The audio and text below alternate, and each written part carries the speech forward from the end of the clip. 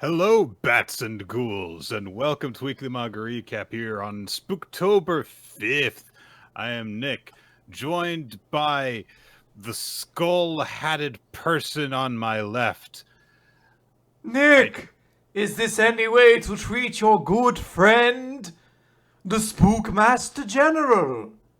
You describe yourself as good friend of mine, which Well- are two different words that I disagree with. We're best buds. No.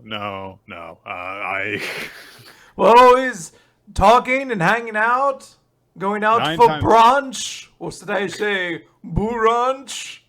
9 times out of 10, you say a Halloween pun, and it makes me hate Halloween a bit more. Like, Is we Also- not getting into the spirit? also, you like possess my friend's body while we're doing this, and I'm still not sure like if that's like an okay thing just because it's Halloween. No, or her if soul it's, is like, damned. Okay, well, I'm concerned then. So, yeah, not feeling positive about this. It's fine, as long as she doesn't pass away in October. Okay, well, I'll work on that then. With my medical knowledge. I will construct rudimentary life support machines, I suppose. I can only. I mean, I guess I could like grab a live wire and use it to to like do the. I don't even know the Like a technical car. term for it. Like look at me. Like I don't know what I'm doing. Maybe I should take one of those like emergency medical care classes that my job keeps offering. Like, It is worth it to take a CPR class. The Spookmaster General is okay with that because safety is actually very important. Okay. You can't go to a Halloween party if you've tripped and fallen because of an OSHA violation. yes. Or should I say, can I make a Halloween pun off of OSHA? Yes, there's so many. Ghostia. That's not bad. Uh-huh. I've heard worse from you. Thank you. I have like a good range I can play with. Not all of them have to be bangers. Not all of them have to be brunch. I can fall somewhere in between. Guys, it is October the 5th, which means that we are following our usual tradition. I think that we kind of delved into doing LGBTQ stuff last year instead, but usually we look into spooky series whenever we have the occasion to do so this time of the year. And that's what we're doing this week. It's a short series that I had never heard of called Hideout, published in 2010. It's a short story, a single volume long, by Masasumi Kakizaki. I've heard this described as, and a lot of people in our chat seems to have brought up this point on our Discord server when discussing the series. It is like a manga take on a Stephen King novel. Yeah, I see guess. But like a very straightforward one, not like ones involving like beings that eat reality. I was gonna or say whatever. it's not set in Maine. There are no high school bullies, and no one does cocaine. So it's not a one-for-one Stephen King book, but it's got vibes, and that's the important thing. Yeah, there's no weird mentions of underage sex or anything. It's just Truly one of the most revolting things to discover about any book in my lifetime, certainly. mm-hmm. They do what to Beverly? Yeah, in this 1,100-page novel, there's right in the middle that happens. So I'm just gonna go back to Tim Curry.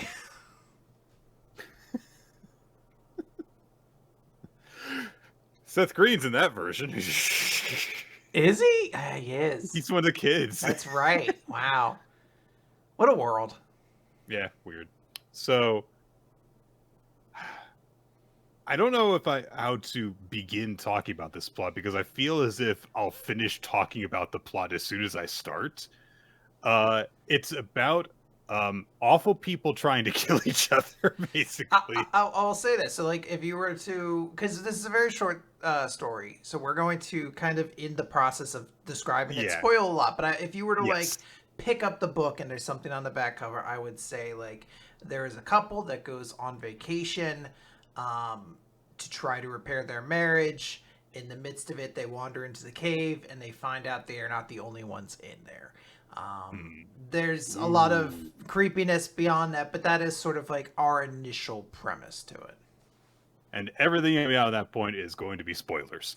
Yes. Uh, if I and a lot of the stuff that I have to say about the series, which honestly is not a lot, because it's not because like oh it had no impression on me, but it's just a very short story. Mhm. Even with being a single volume long, a lot of it is very visual storytelling. There is not a lot of dialogue in it, and when there is dialogue, it's very simple and straightforward. Characters have quite blunt character motivations Mhm. to them because this is a very short story with very few characters, uh, and it's kind of just built around like a single character's descent into madness, and that's just kind of it. Uh, Yeah. so if you are curious about the idea of like, oh, what would a guy writing a horror manga who is specifically apparently attempting to do like a Stephen King style story, if you think that sounds interesting and you want to check it out, go ahead and do so. And then 30 minutes from now when you're done, come back and listen to this because it will not take you very long to read. Yeah, this is definitely a short one, and I think it is fun to get these kind of short, quick stories during Halloween. I'm trying to think if there's really ever been like a horror movie that's 3 hours long or anything like that. I think like short and sweet is kind of the pace you want horror to be at, because it's very hard to stay unnerved for a very prolonged amount of time without it just becoming nauseating. Right. So yeah, this is like a very like short, quick thing, and we're going to talk about it now. So know that is spoilers. So this is your last chance if you want to read this unbothered or whatever. But even my description kind of had to be very vague because I think it is within the Right. first chapter that It it's is. revealed that the lead character is here on this island to kill his wife. Yes. Uh, the we're kind of given the backstory in little snippets Mhm. uh, throughout the story to kind of break up the very grungy uh, action and creepy sets that happen throughout the series. Uh, so to kind of just arrange things in order, because honestly, when you break it down, it's not all that complicated. Seiichi, the main character, and his wife Miki were seemingly happily married. Seiichi is a writer, Stephen King, who is struggling to get published, and as he is focused on his work, like he's not getting published, uh, their savings are getting used up, and when he does finally manage to land a publishing gig, he is like so dedicated to uh, focusing on his work that he doesn't notice his. I hesitate to use the term, but this woman is such a stereotype that I guess it applies. This Yeah. gold digger of a woman uh, decides to leave. She's like in the living room, doesn't notice that he's like listening to music while working on his novel, and says, "Hey, look after our son while I go out and buy stuff with all the money we don't have." And because she's gone and Seiichi is focused on his work, he doesn't realize that their kid is trying to get the laundry down from it hanging over the balcony, and so he ends up falling out of the window off the balcony and to his death. So their life is now in ruins because of that. So he has gone with her to try and like sort things out so that they can like reset their life and work through things together. But in reality, She is not interested in that anymore because she thinks that he's no good. He can't hold a job down, and also she's blaming him solely for the death of their child. Also, she And never wanted kids to begin with.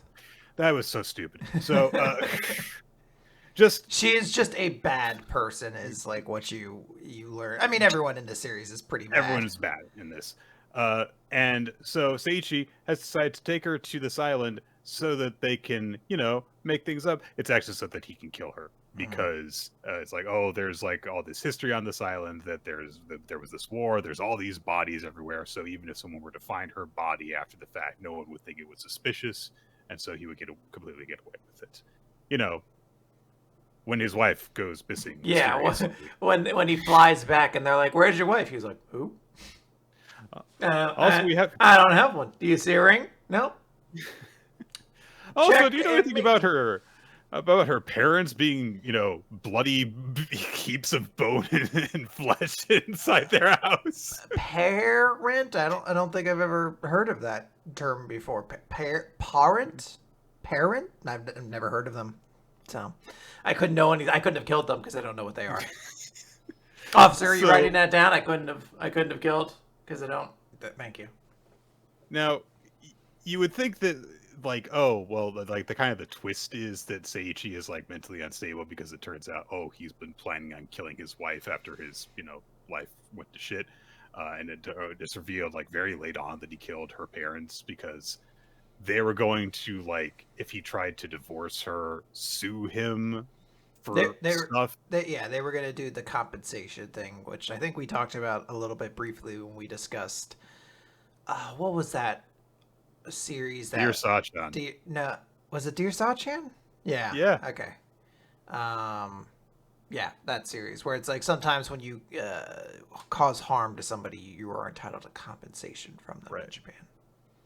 So, that's like a late reveal, like how mentally unstable he was before all this, except that he was planning on killing his wife in cold blood, and that's revealed in the first chapter. So it's kind of weird. It's definitely like like you would want to say it's like a descent into madness, but yeah, like the first chapter is him being like, "Time to kill my wife and start my new life." Whack whack whack, and you're like, okay, so he's like, I've never thought this man was stable. Right.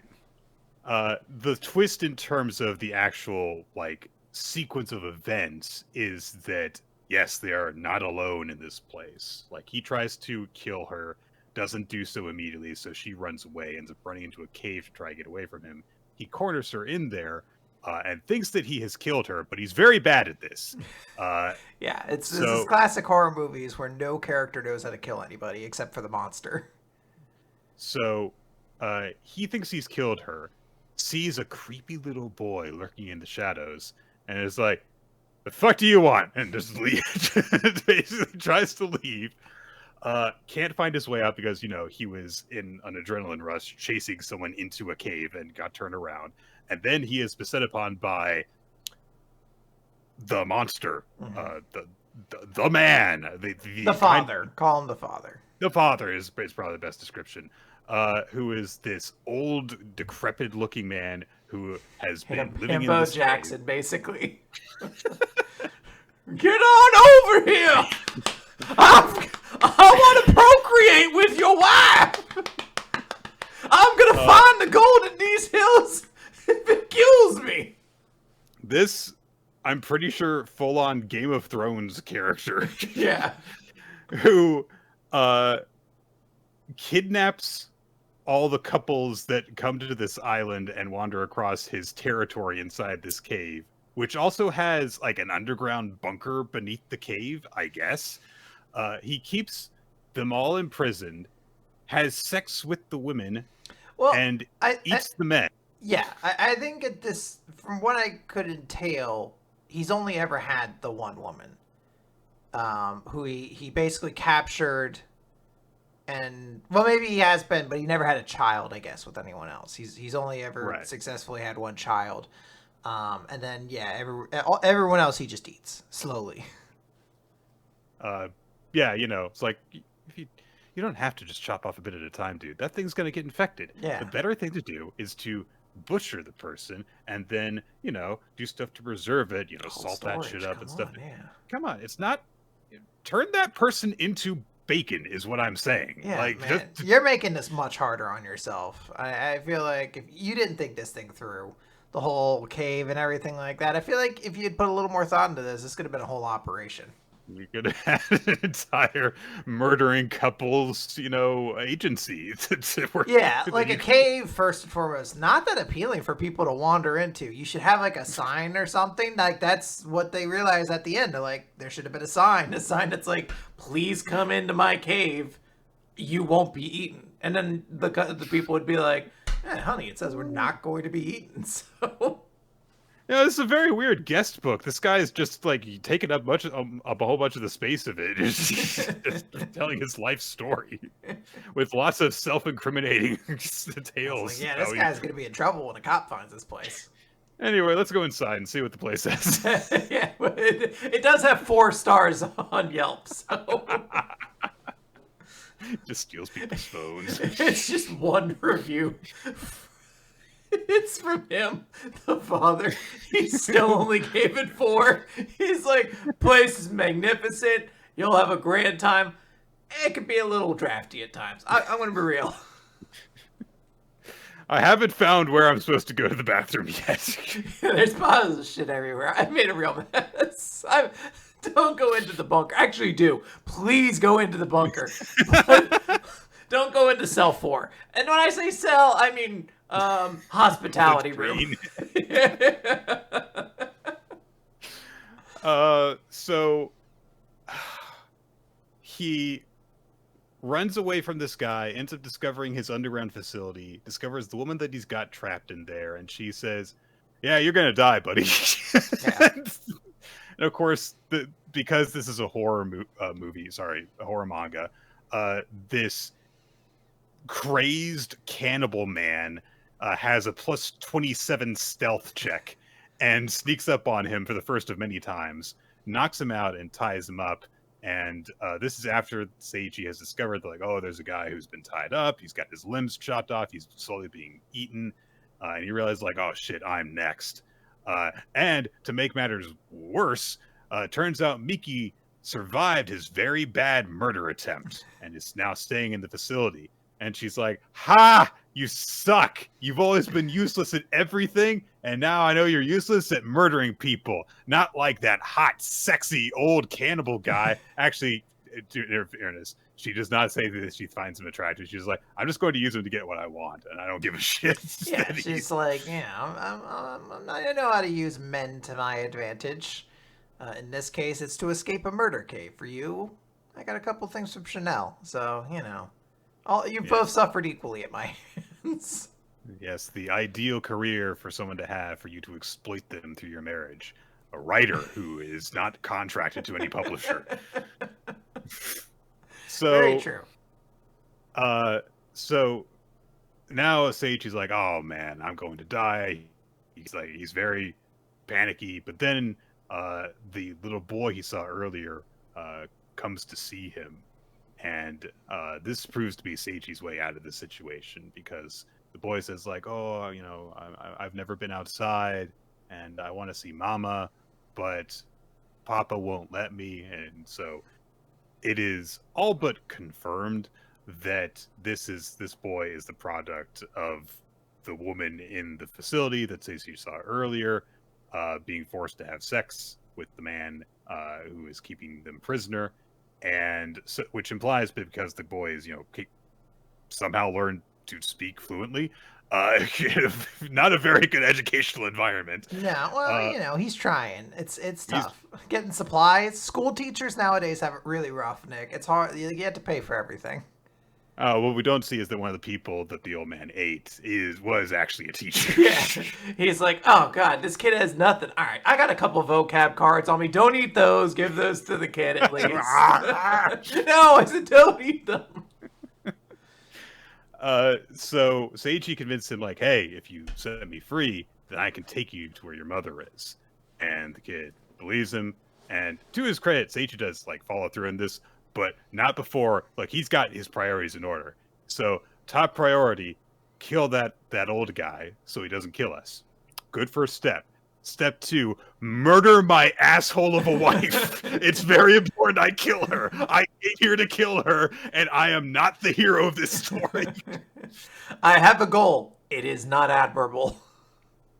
But it turns out that Seiichi does not get to kill her because he does not manage to kill the old man successfully because his sneak attack attempt he didn't put a whole lot of ranks in rogue, so he only deals the 1d6 extra damage. Which is it's good, but it's not that rogues have so many stat issues that it's just like you got to go all the way and get the big damage dice, or it's not worth it.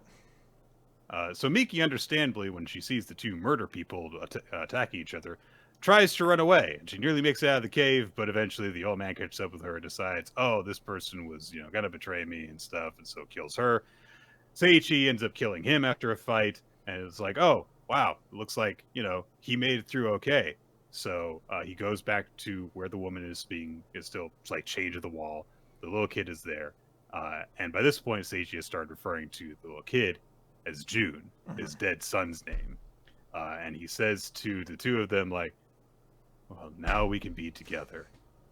And it was like, okay, yeah, let me out of here. And Seiichi's like, why would we want to go anywhere? That old man had the right idea. The world is awful, and I've got everything I want right here. A wife and a son.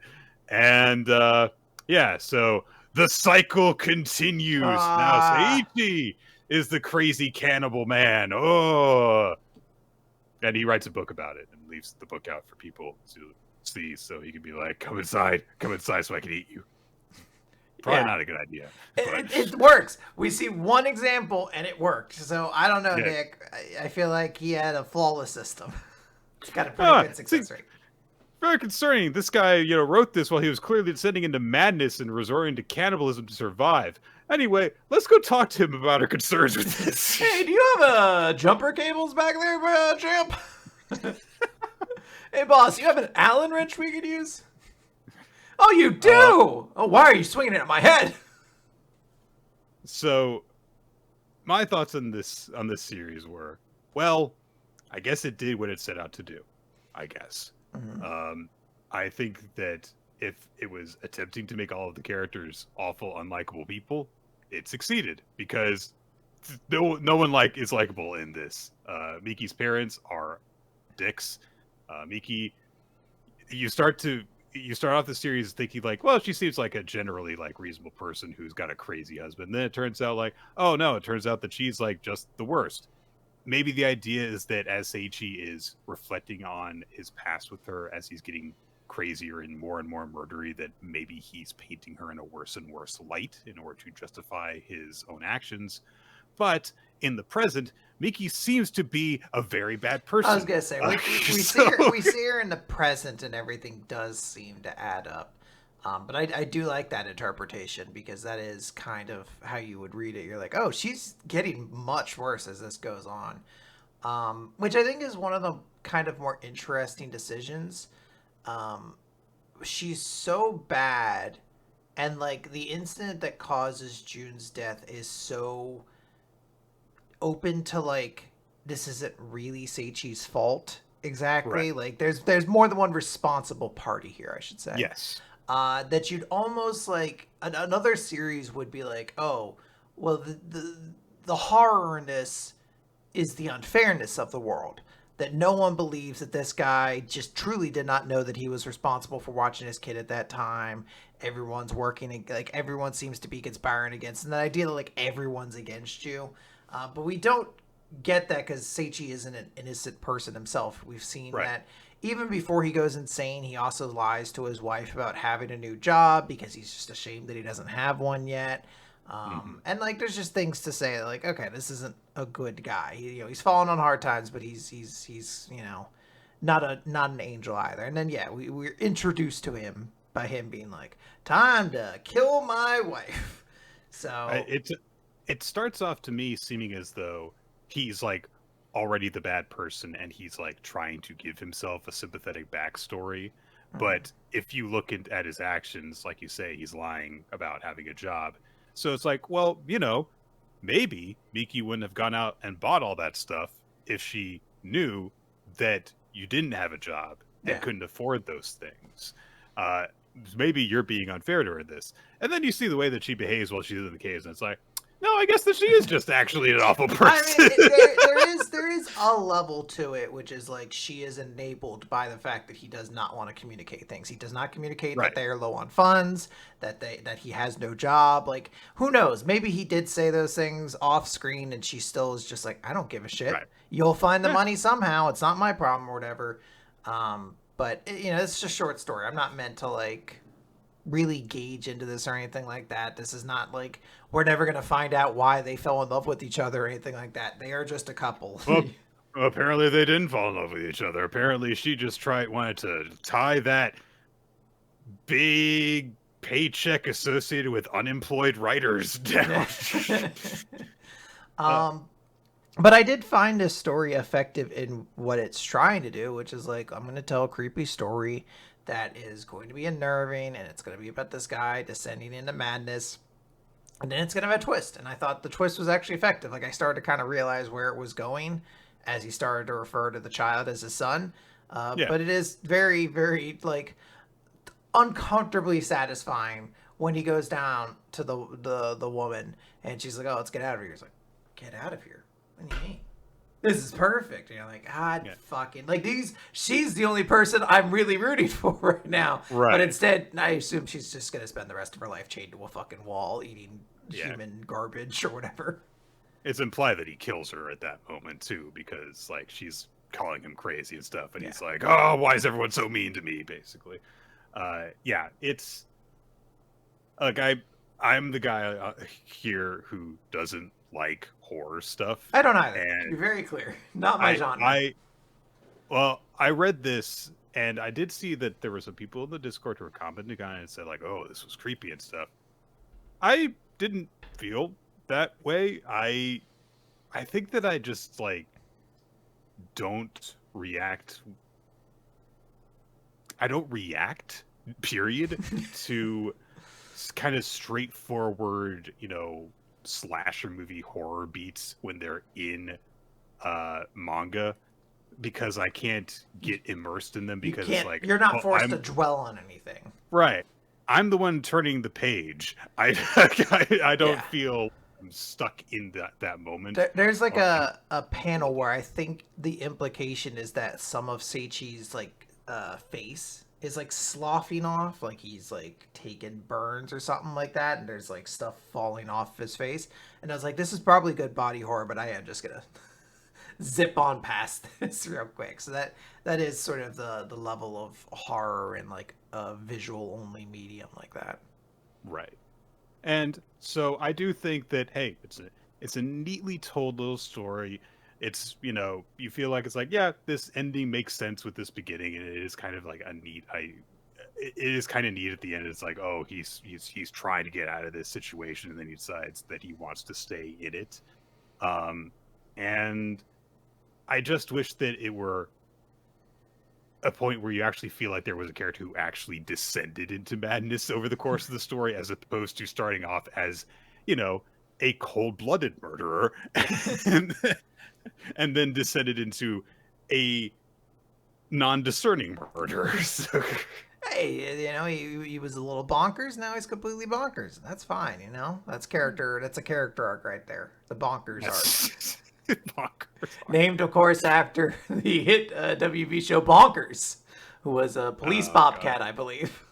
I think that is accurate. He had an attractive cop girlfriend in the first season, and then after that, they gave him like a schlubby everyday, like a John Goodman type partner after that. Okay.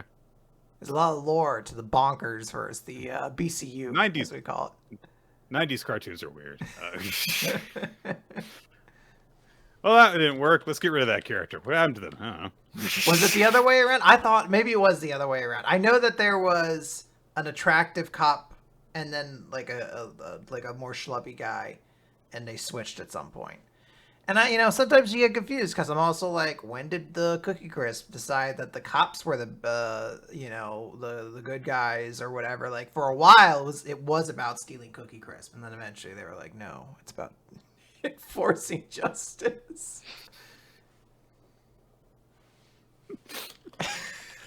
A conservative think piece that bought the Cookie Crisp. Eventually, Cookie Crisp was like the thin blue line that protects all of breakfast cereal. Every day, dogs are trying to steal the cookie-shaped chocolate children's cereal, and that is why we need to give this heavily mustachioed man more guns to do his job. All right. Cookie Crisp cop shows up on the next box in SWAT gear. And we're like, I don't think it's that important to protect. I bought the cereal. It's clearly not that well guarded. Anyway, good manga. Check it out if you're looking for something horror related. It doesn't break break the wheel or anything, but it's okay. Let's get our recap portion started then. We've got My Hero Academia, chapter number 402, The Tearful Days. Got a lot of cutting around at the beginning of this chapter to kind of like bring us into a perspective of, okay, we're at a point where the fight between All for One and One for All is reaching its zenith. At the same time, all this other stuff is happening. What? What is the issue, Master? It's because of my very powerful relics on the top of my head. Every so often, when I go to move my head, I block it against my legs. Ooh, you might hear some audio issues this episode. So yes, things are going good. We check in on, for some reason, Yayorozu, who is like, yeah, I summoned a bunch of Gatling guns with my power. No, you don't get to see me use them. But Nick, don't you mean Yayorozu? Boo! Hold on a second. Ow! We gotta go over the light switch. Get over. There we go. Yeah. Oh. Okay. So the problem at this point, however, is that All for One is getting close to Shigaraki, specifically getting close to the range for him to use his gloop quirk.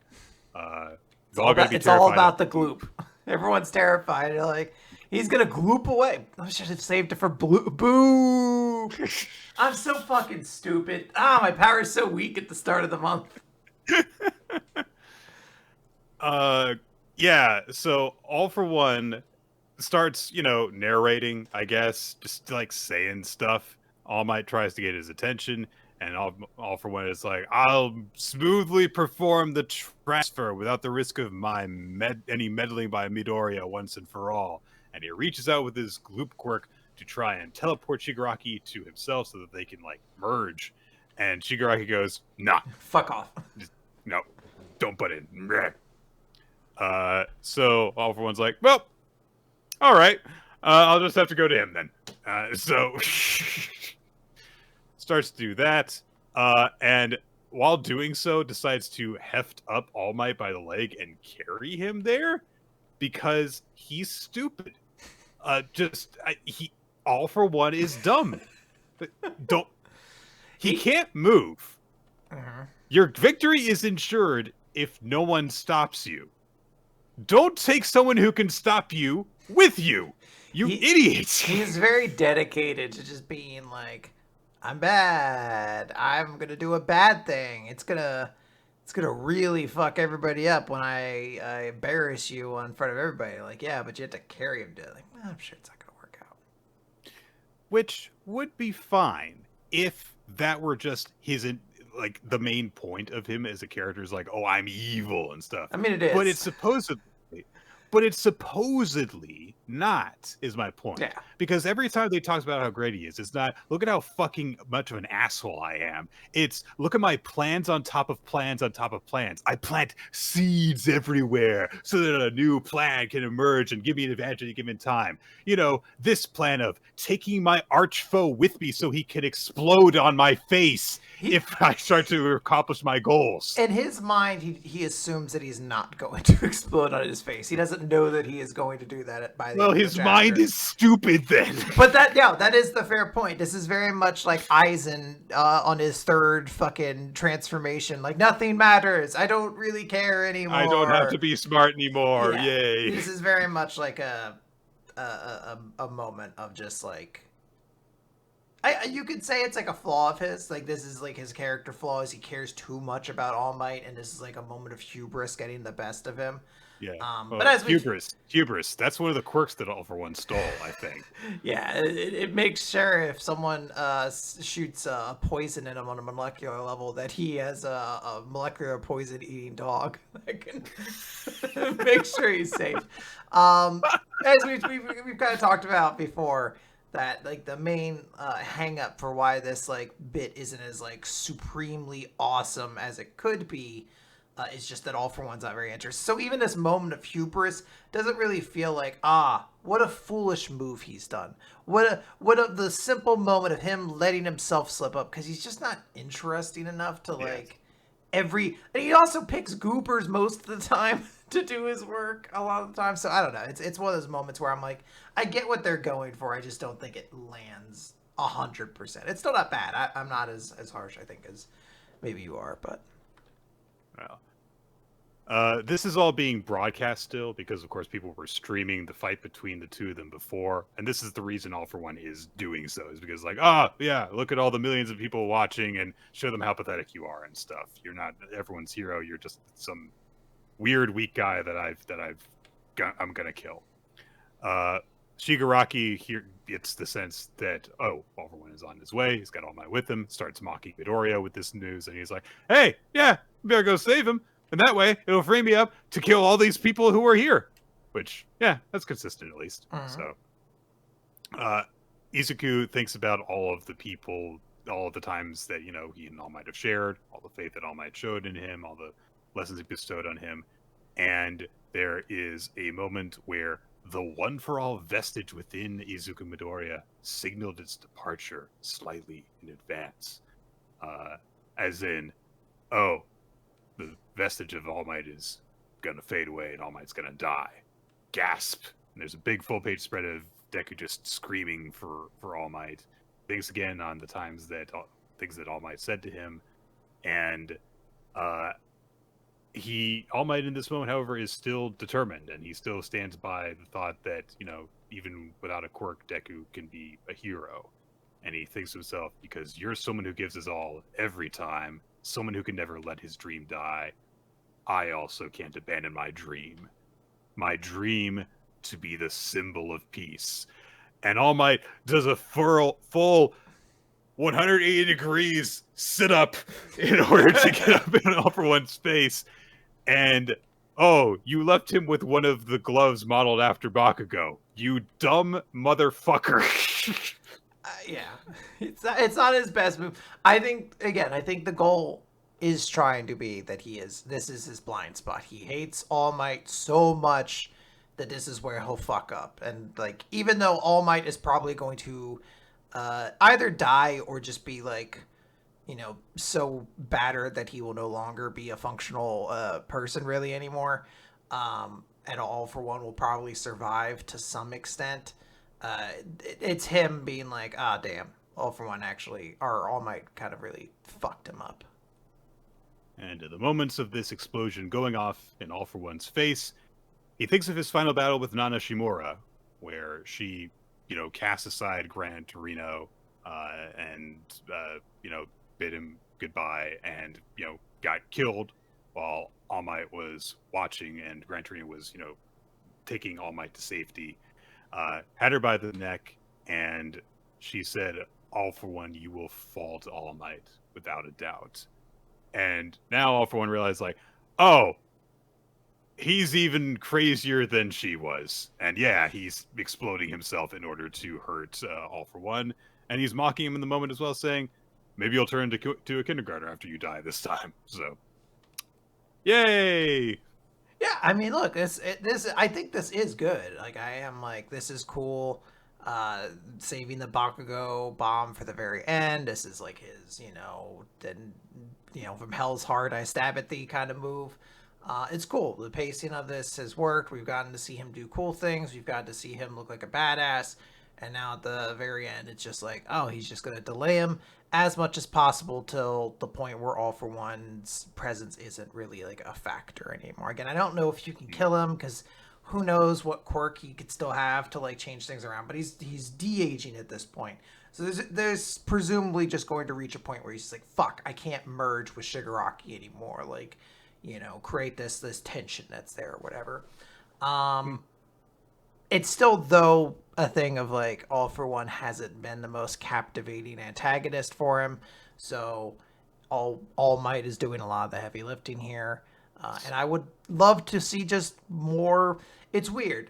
I'd almost like to see him be more unhinged and just a fucking loser, to kind of really drive home just how petty he is about this one man, basically.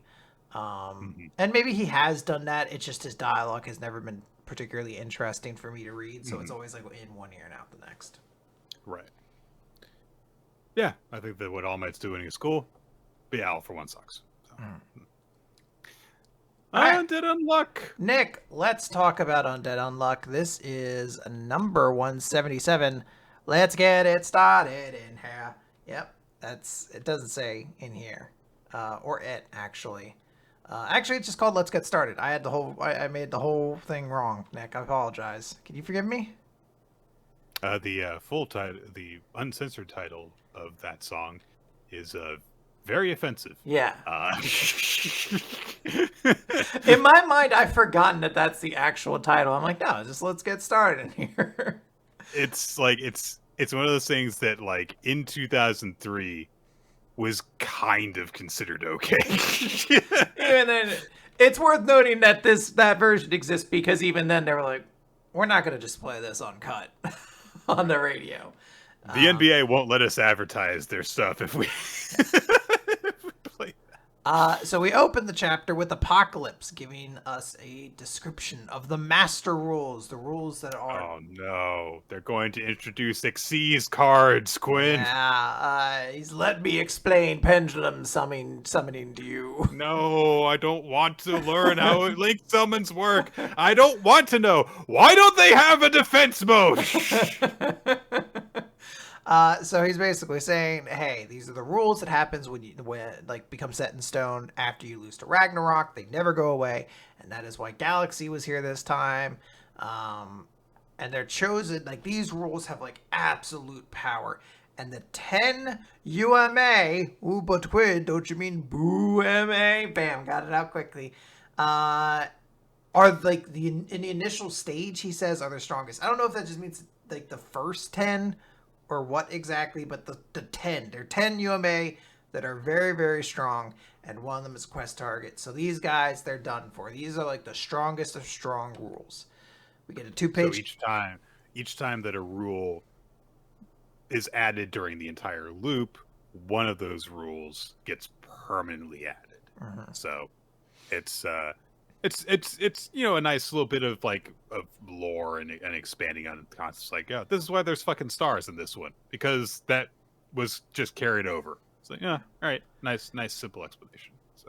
And then we get a 2-page color spread of all of our characters before the time skip, basically, in the previous loop. Very, very cool. It's weird seeing Andy. I'm like, oh yeah. Yeah, he was the protagonist for a long time. It's very unique seeing you again. So we open with Rip, Latla, and Layla, who are approaching the hospital, and they're like, holy shit, we see like this darkness kind of go like peering over it. They're like, is that UMA 6 doing? And immediately Layla starts coughing. They're like, she's getting worse. Layla kind of notes like, hey, are we really going to go back? Because like Layla's symptoms will get worse, but if like we don't go, they won't like get worse. Plus, like, you're gonna have to fight a monster and chop off your legs, right? Are you still going to do it? And Rip's just like, I told you. Asking the real questions Yeah. here. Asking the manga comment groups questions. Yeah. And Rip's just like, I told you, didn't I? I'm saving everybody. I trust Fuko. I trust you. We're going to do it. And I love this because Latla's like, all right, then we're busting in. And she means that literally. They just drive the motorcycle straight into the building. Yeah, we don't see exactly what their entry point is. Was that a window? It might have been a wall. I have to assume we see glass shards, so I'm assuming there's like the glass double doors or whatever, but it is very like, no time to let these doors open. Like there were automatic ones right there. If you veer just a little bit, whatever. Rip notes, he's like, it's gotten worse since the first time. Now even the doctors are affected. He goes over to Fuko and he's like, she's like, I know, get her to an operating room. Don't worry, proceed with the operation. Just make sure you have Latla give you a prediction beforehand. Do that and your ability will manifest and you'll be able to beat the Yome. He's like, but once I do that, I become on repair. Who can do Layla's surgery? And Fuka's like, don't worry about it. You need to trust that me and my organization, Union, saving you three is our mission. And Rip's just like, what do you mean by Union? And she's like, well, there's no time for this. When we start getting these little like messages in this creepy text box are just like, no, don't do anything. Things are fine as they are. I mean, listen to all this killer music around us. People suffering. Oh, it's so cool. I love it when they groan in pain because they're dying. Humans are so weird. Their bodies don't even last that long and nothing survives them after they're gone. It all goes away, yet they feel they have worth. Oh, what is it? It doesn't even make a difference when they die, but still, they come up with things like medical care to prolong their lives. How embarrassing. It's the Union's worst fear, Quinn.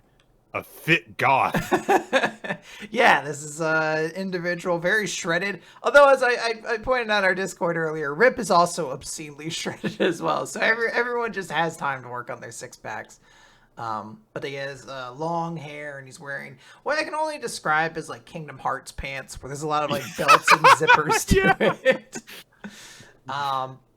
But this is introduced as Yume Sick Phase 2, who just like cackles and is like, I shall offer these cries straight to God. And Fuko's like, Rip, go.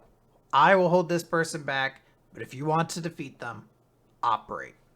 So immediately he's like, all right, I'm counting on you. He heads out and he's just like, look, I have no idea if she's going to be okay, but we've got to do what we've got to do. And Fuko stands out against Yume Sick, who's just like, oh, you're the first seat, aren't you? Oh, you wanted to take one of the master rules on alone and die? I can understand that from your previous leader, but I guess you're just, I don't know, you just want to die, I guess. We just hear a big crash. Like, he basically is like, feel the strength of the Master Gods, and there's like a crash. And like Latla screams because it's like, oh god, things are happening. But Rip's like, we gotta focus, let's get started. And he's like, I need a prediction. And then he thinks to himself, that monster that's hitting us, the patience Latla. And we go into a flashback where Rip, as a little kid, is like, I wonder why illnesses exist.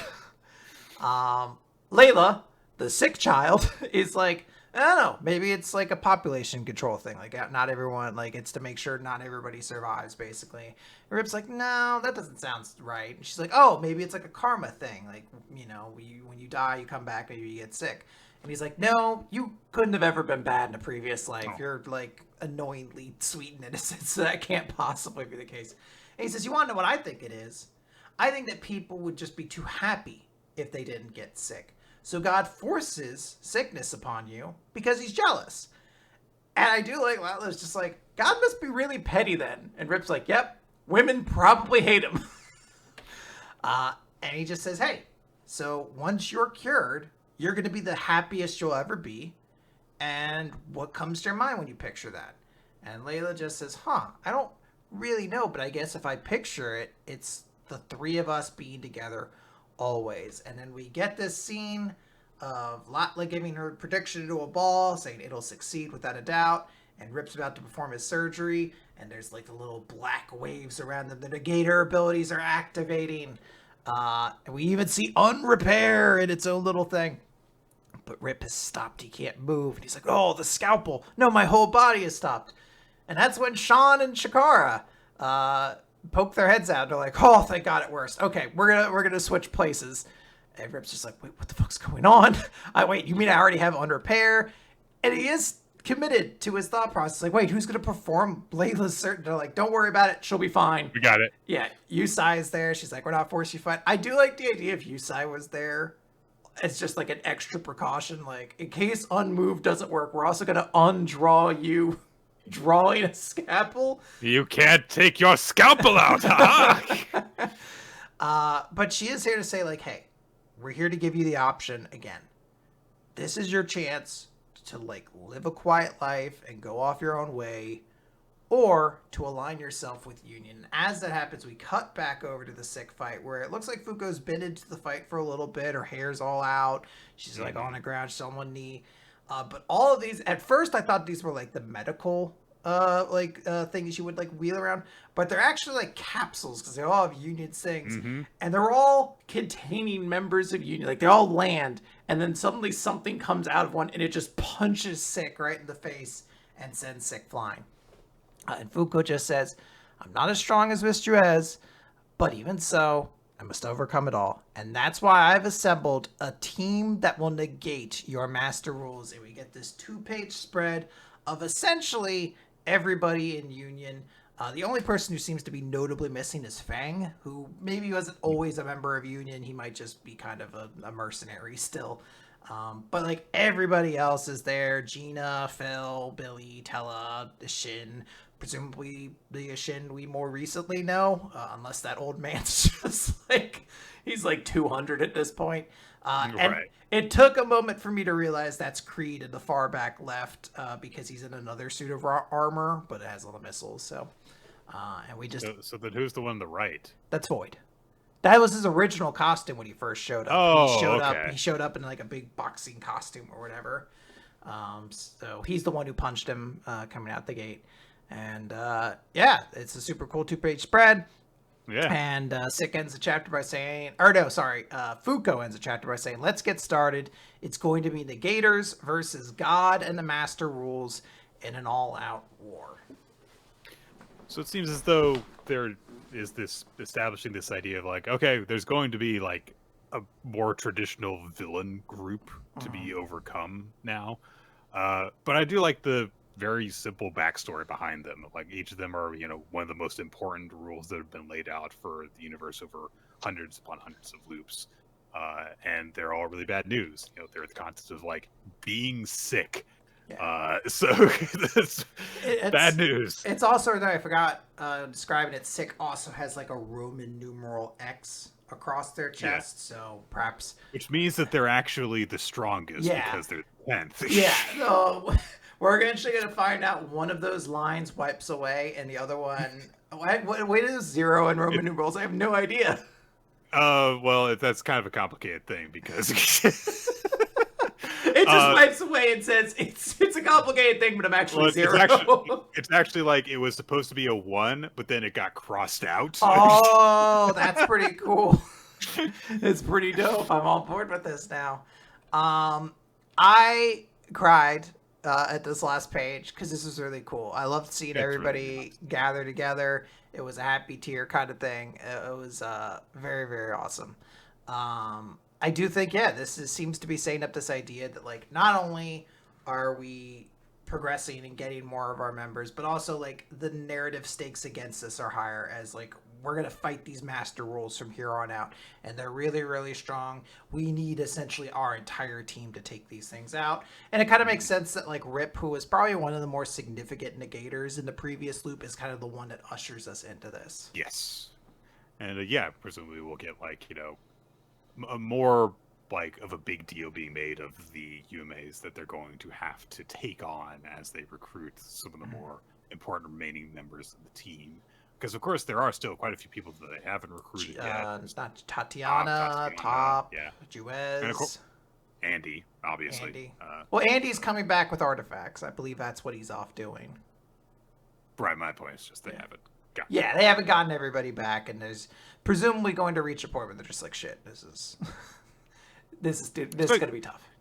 So yeah, I mean, like, with no like opposing group for the Union anymore, it's all just like all the humans working together. There has to be like an actual established set of antagonists to overcome, even if they're kind of nebulous until they're actually fully introduced. It at least sets up the idea of like, remember, this is, you know, a war against the forces of God. Yes. The dick God, that asshole God over there who is just makes children sick because they're just fucking assholes. Yeah, I thought this was like a super cool chapter. I'm excited to see what we do next, and I'm excited to see when like Rip gets involved in all this because he's very cool, Nick. I mean, yeah, yes, I guess so. I like him. I don't know if I call him cool. I do. I mentioned before. I think I have a small crush on Rip for some reason. I don't like it, but it's there. Quinn, it's Halloween season, which means we've got to talk about Valentine's Day. Chapter 119 This is bullshit. Chapter 119 of Blue Box. It's all the boys are like, oh hey, yeah, do you get chocolates? Yeah, and Ayame, hey. But Nick, know what you mean? Ayame. Yeah, fucked it all up. Hold on. Ayame. There we go. Do that one. Use that take. I mean, the first one got muted out for me because the sound clipped, but okay. That's good. That's good. Yeah, so some Fix of the members that in of post, then. Sure. Me who edits this podcast today.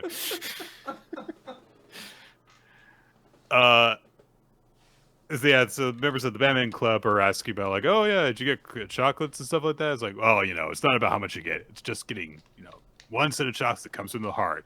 And someone says like, yeah, well, I mean, the chocolates that you get from the manager don't count.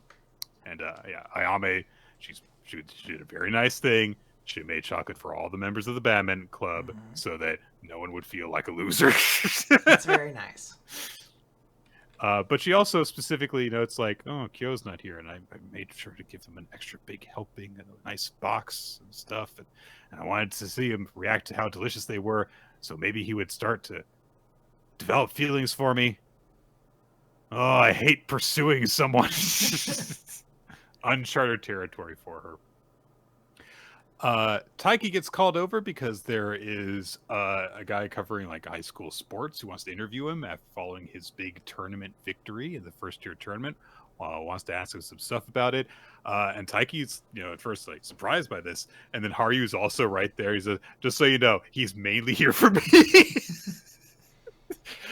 can't let his junior get too full of himself. Gotta knock that down as soon as he starts. Let's make it very clear. By the way, I'm better than you, and probably always will be. I just need to make that. By the way, here's this reporter who likes to talk to you. I want to make it very clear. You suck. I rule. Carry on. Yeah, so the reporter brings up like, hey, you guys are going to have that national qualifier in spring. You might end up going head-to-head against each other. You know, how badly do you want to win? And Taiki, without hesitation or looking nervous, just says, I'm not going to lose. Just makes his declaration right there. And he's like, look, he's always taken good care of me. The tournaments are different. He's my upperclassman, but that's irrelevant. And Haryu has an amazing clap back. He looks at Taiki for a second, and then he says, make sure you add, he yapped annoyingly when you write that up. It's a great line. This is also just like a great face promo to like set up a match that's going to happen. Like, I was like, this is really compelling to make me be like, fuck, Taiki's kind of cool. With all due respect, Haru. So yeah, they're going over that with the reporter. I do like how Taiki is finally thrown off by Haru. He's just yapping annoyingly. But hey, we gotta cut back over to Ayame, see how things are going. She runs into Kyo. They have a cute moment when they run into each other. God damn it, because she runs into him, goes wah, and he goes wah. Yeah, just like her being like, what the fuck? What was it? He's like, I just got caught in the moment. So Kyo's like, "Oh, are you going up to the second floor?" And she was clearly looking for him so she could give him the chocolate she made for him. But she makes up an excuse to like, "Oh yeah, shuttlecock, I landed up there." So he says like, "Oh, I'll go with you." And then she's like, "Ah, never mind." Uh, and it was like, "Oh, Ayame, come on, don't you're getting contracting nervous. Taiki's you're contracting Taiki's running away virus. Don't do this." I go now. And she re-screams and runs away. And so she's thinking like, "Oh my god, if I gave him," and she's like screaming in her own head like, "Oh, if I give him the chocolate now, he wouldn't be able to focus on practice. Yeah, I'll give it to him later." And then Hina comes up. She's got some chocolate for Kyo. Actually, Ayame has some chocolate for her as well. It looks like she's just brought chocolate for everyone. So, so Hina looks at Kyo and she says, "Oh, what's with that needy look? Fine, if I must." Gives him a big old bag of chocolate. And she says, "Yeah, this thanks for hearing out my problems the other day." And then he looks at it and is like, "You left the receipt in the bag."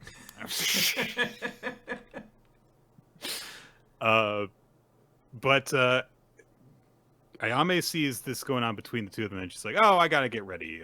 Gotta go." And she thinks to herself, like, "Does Hina care about Kyo more than I thought that she did? I shouldn't spoil things between them if that's the case." She goes outside, runs into Matsuoka from the basketball club, who is like, "I haven't gotten any chocolate."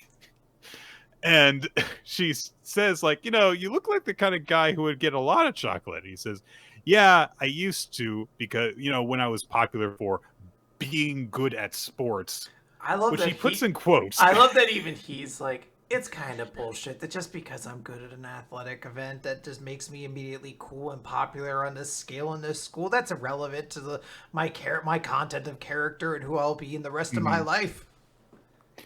So he says that, "I got some chocolates from a girl. Turns out it was the girl my friend liked, and I valued my friend more, so I gave the chocolates back to her." "Well, why'd you do that?" "Yeah, well, after that, the girl started ignoring me because, I became the guy who, like, rejects a gesture of being given chocolates. So now I am seen as, like, kind of full of myself, and so I don't really get chocolates that way."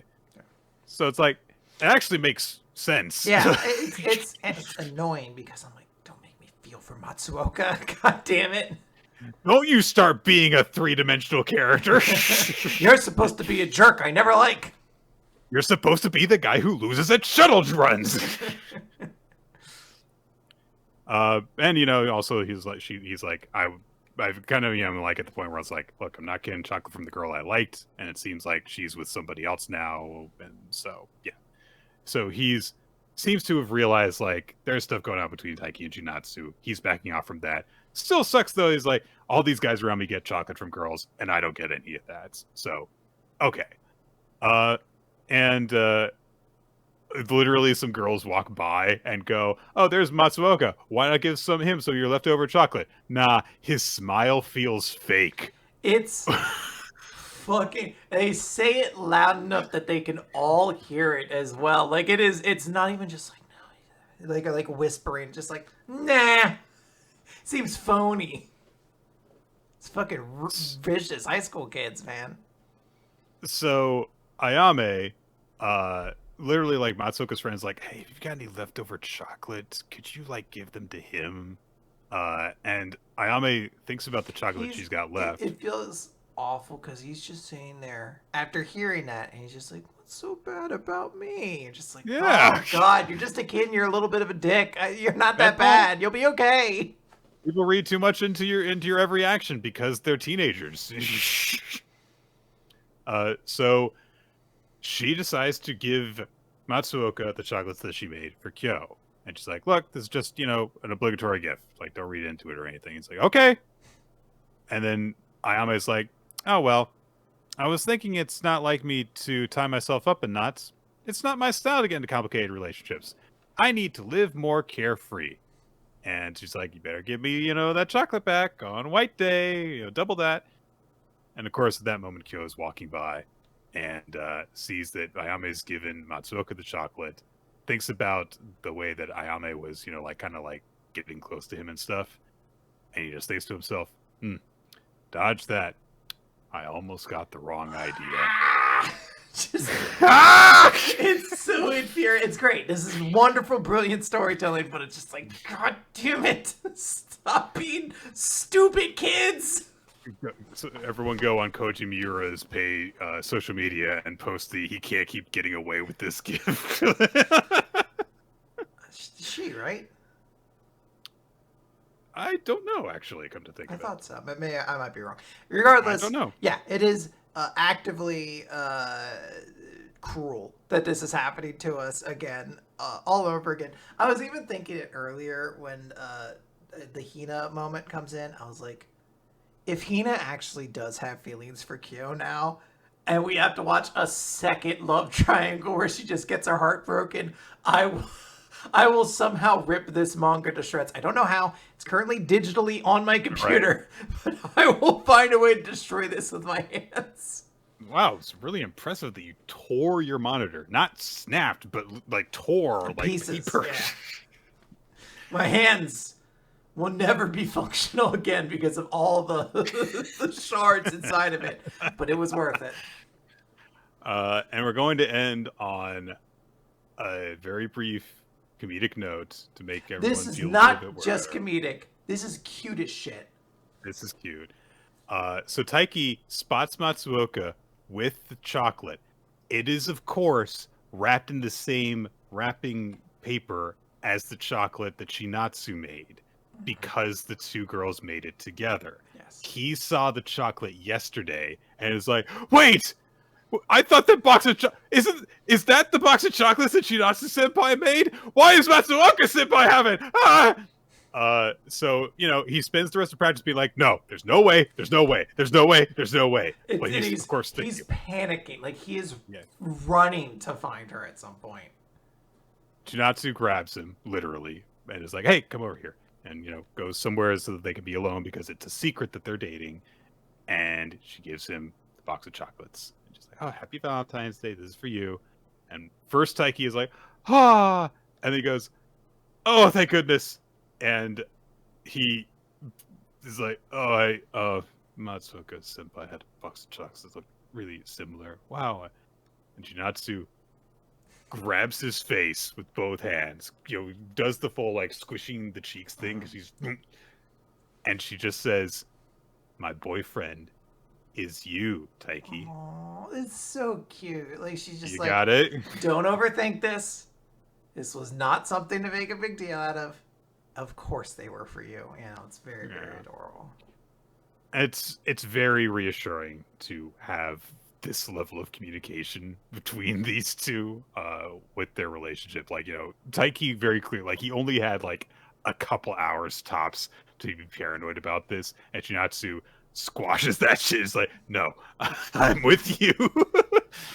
But yeah, oh my god, all the stuff with Ayame and Kyo, just girl, like you're torturing yourself. You're denying yourself happiness. Don't you see what you're doing? It's painful, but it is understandable. You're like, I get it. She has like a moment she wasn't expecting. She gets nervous and she chickens out of just doing the things she wants to. And then she gets distracted. Once again, we see Ayame, despite all of her tendencies that would make her kind of bratty, has a good heart in her. She's like, this person didn't get chocolates. I'm going to give it to him.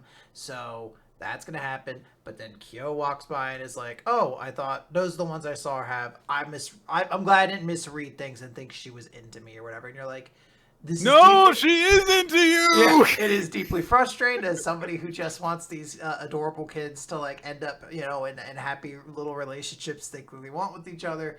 But from a narrative sense, you're like, yeah, this is just like good miscommunication writing, because that doesn't make anyone at fault. You're not angry at Ayame for running away. You're like, I get it. She's a kid. She's not really sure of her feelings, and she ran into him by mistake, so she just panicked, and then she did a good thing by giving Matsuoka chocolate. It's very effective at like being frustrating, but in a very satisfying way. Yeah. And then very well done. The moment with the end where Chinatsu's just like, my boyfriend is you, Taiki. I don't know why I was like, this is a fucking phenomenal little scene. I loved it. Chinata's a great girlfriend. She's very good. She's very good. Just like, please calm down. All right, Kaiju number 8, chapter 94. Hoshina and Kaiju number 10 have stabbed Kaiju number 12 through the fucking core, and it still tries to attack them at the beginning of this chapter. I was like, no, don't do this. Give Hoshina his fucking win. There was a brief moment where I was like, damn, are they actually gonna fucking... Yeah. Fortunately, it's Kaiju number 12 does collapse. Like, it's got no more left. The core disintegrates and it collapses and falls onto its face. And Hoshina says, "You may have been my enemy, but bravo." It's a great fucking moment. It's like, hey, we had a fucking killer wrestling match. At the end of it, we're gonna shake hands so the crowd can all pop. So everyone celebrates because Hoshina has managed to win. Can I note this is one of my favorite tropes, by the way? Like, when I think of, like, some of my favorite moments in manga, like, this is going to be, like, kind of in there. And the Shin and Yukimitsu moment from the Ojo White Knights match, where he pushes him through. It was well done. Yeah, like, that was magnificent, I think. And I'm like, fuck, that's so goddamn cool. People just respecting their opponents is awesome. Sportsmanship! Master General's really into sportsmanship. And Hoshina has a very cool just two-page spread with this freaking dinosaur demon swordsman guy behind him. Mm-hmm. And then he collapses because, oh, yeah, he's very, very tired. Yeah. So everyone's like, yeah, we're done with the kaiju, yeah! And Hoshina's like, I can't move. I love it, yeah. Like, the kaiju number 10's like, oh, yeah, all right, let's go fight the other officers now. He's like, no, you big stupid idiot. I can't even move right now. We're done. We cut away to a different city where Hoshina's older brother gets word we've received word that Soshiro won. I can hardly believe he was able to solo and identify kaiju. His brother says, of course he was. They say that kaiju challenged Soshiro to close quarters combat. That sure as hell wasn't a good idea. And so his subordinate's like, oh, do you want to like congratulate him over the radio? Nah, he hates me. I loved this interaction because I didn't really like put a lot of thoughts into it, but I like when they introduced Hoshina's backstory, it's like, oh, yeah, that brother was always stronger and was always so distant away from him. I was like, I know that like Kaiju number 8 kind of like thrives in cliches, but this was one I just wasn't going to feel. And the idea that he's just like, no, I've always loved my little brother. I've always loved him. He's always been so good. And you're like, fuck, this is a much better relationship that they have. Hoshina's just like, fuck you, you were mean to me as a kid. He's like, no, it's just your older brother. What do you mean? I love that he says, like, yeah, can you imagine, like, you know, your little brother 5 years younger than you closing the gap between the two of you? So I taunted him all the time to demotivate him. It had the opposite effect. And his subordinate's just like, you're a terrible brother, sir. I love that. You're quite the terrible brother. But hey, he is also part of the Kaiju Elimination Squad, and he, you know, he's got a job to do. They set off in order to do stuff. He's like, all right, I better get out there and show, you know, I've got to be a good big brother and make a good showing of myself. So hey, that just leaves Ashiro and Kaiju number 14, the giant multi-headed plinth that is blasting out everywhere, and it just is shooting beams from its mouths, collapsing buildings. We decide one of them, and there's a mother comforting their child and says, don't worry, I'm certain she'll take care of it. And there's heavy infantry and helicopters and stuff that fire upon the kaiju, and it just summons a force bubble around itself, takes no damage whatsoever. So like, we don't have the means to take down an identified class kaiju. And then over the radio comes the response, they consider them warning shots, but don't stop shooting. And Ashiro starts issuing out orders of what to do to coordinate with her. And she says, don't worry, Takao, we have a way. I'm going to shoot right through it. And she's carrying a giant bazooka while riding her tiger into combat. Specifically, Akira motorcycle sliding her tiger It into is. combat. It is the shot of the Akira I slide. I popped so hard when this happened. It has been like a point with Kaiju number 8. We've talked about how boring and like nothing of a character Ashiro was in this series. It was just never particularly interesting to follow her, and like We're 94 chapters in, and she's done Jack Diddley. this forgave all of it. This was so over the top that I was like, "Fuck yeah!" Like I was like the people in the bar meme who all like just start cheering and going nuts over just the dumbest thing of an Akira sliding tiger. I was going to have a field day if you still didn't like Ashiro after this. Might as well just have a giant banner under it that says, like Ashiro quit. It might as well. This was so fucking dope. I'm also super excited to just see what looks like it's going to be some kind of long range exchange. Like those are like cool things to see manga try to capture. So I'm interested in that. But yeah, truly just like 10 out of 10 no notes, perfect final 2-page spread. Yeah, so maybe this will also be a chance for us to learn a little bit more about Ashiro, considering that the big fights at this point have all delved into the people's and to our characters' backstories and showed us some more of them. Even stuff like we knew about Kikoru, we got in more detail and like how that's affecting her in the present and stuff.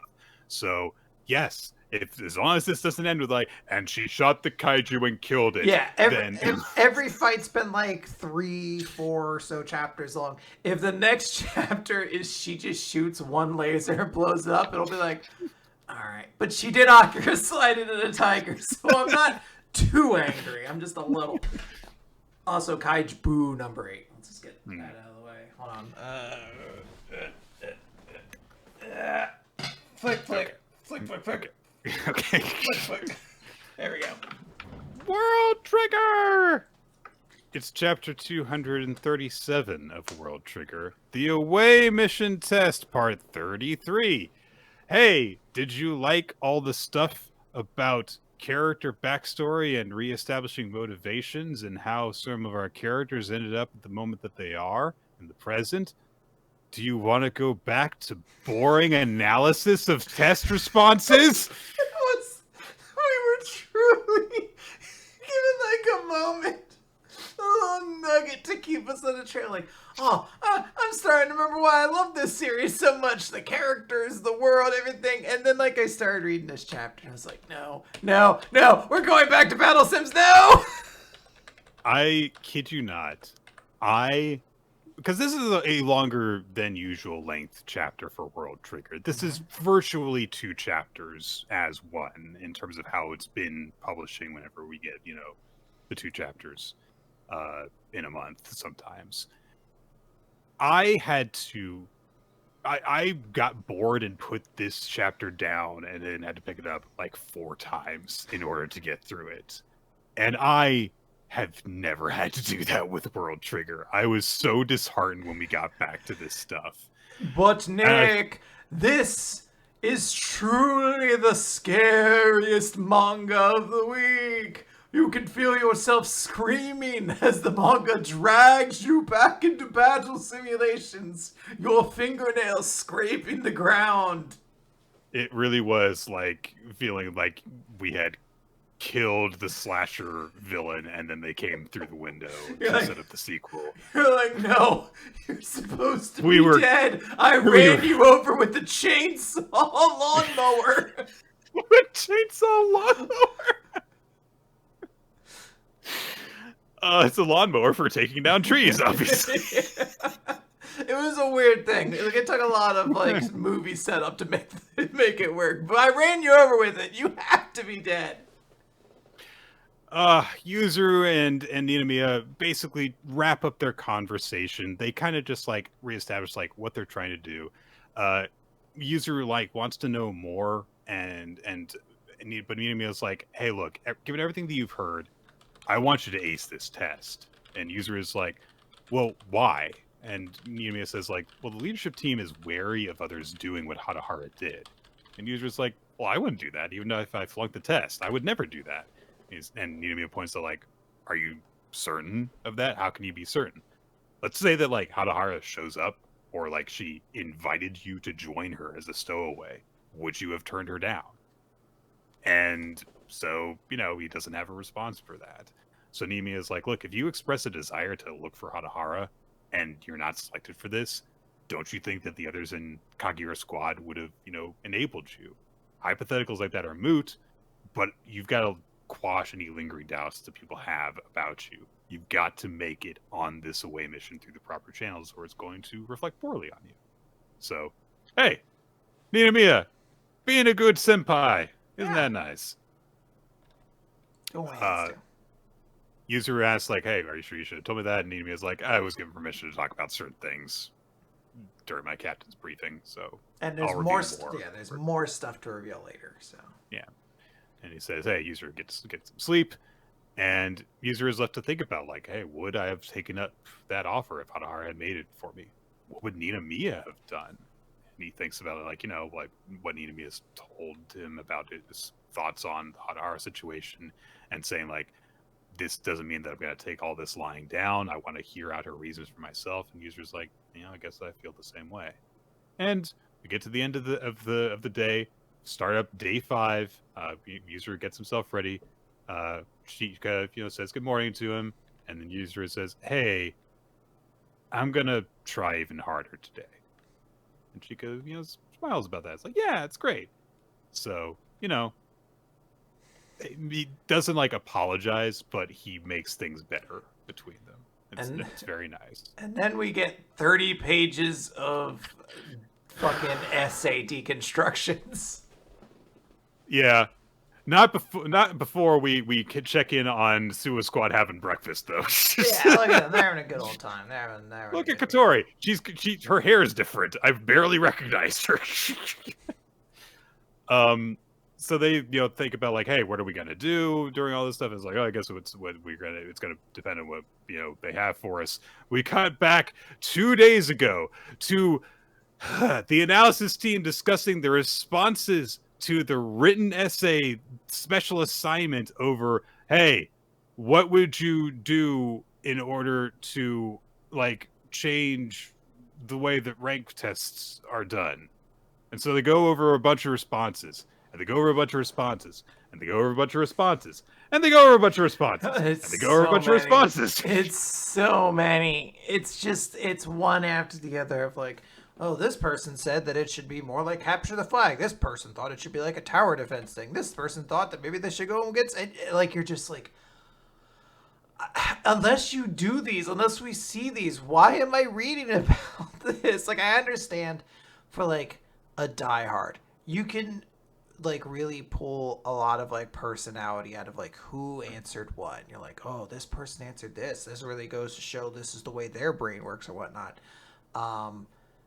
But truly, this is all just manga white noise. Like, this is like 30 pages of just like, shh. Oh, hey, wait, what about a mission where, like, we have to defend our operator because non-combatants could be in there? Like, oh, that's interesting. Shh. And then the chapter ends. So I was like, God damn. The general responses that were submitted, the general impressions are Kitora thought of a lot of, like, real, like, stuff that they should probably take into account. Like, hey, maybe we should have practice with, like, you know, NPCs to civilians, because, you know, we might have to defend against invasions and protect people. And Taichi being a stupid little fucking kid with dumb video game ideas. What if I had a mech? Like, fuck you. Isn't he also one of the ones that's like, what if we were all had, like, unlimited Tryon or something like that? What if I had a bigger gun with 4 barrels? Like, shut up. I will never be wrong about this. You can't argue with me, chat. Oh, yeah, he wants original triggers of modified functions. His idea for one is stupid, though. What if my sniper rifle were 4 sniper rifles? Like, it would be, and he wouldn't be able to hit anything with it. No, he could hit 4 people very, very close together in exactly Standing right in a line. Look, 99.9% of the time that hits nothing, but that 0.1% is going to be pretty epic. This all leads into the reveal of the special assignment in the present, which is create Trion soldiers using the attached software. Each squad member was create at least one. The Trion soldiers will be used as controllable units during the special battle simulation exercises today and tomorrow. So, did they take this as advice? Did they take the suggestions in and actually work them in, or were they always planning to do this? Are we going to see other things that have been suggested worked into the battle simulations? Sure. In like 2048, when this series finishes the away mission, it's like, oh, it's time for the B rank wars again.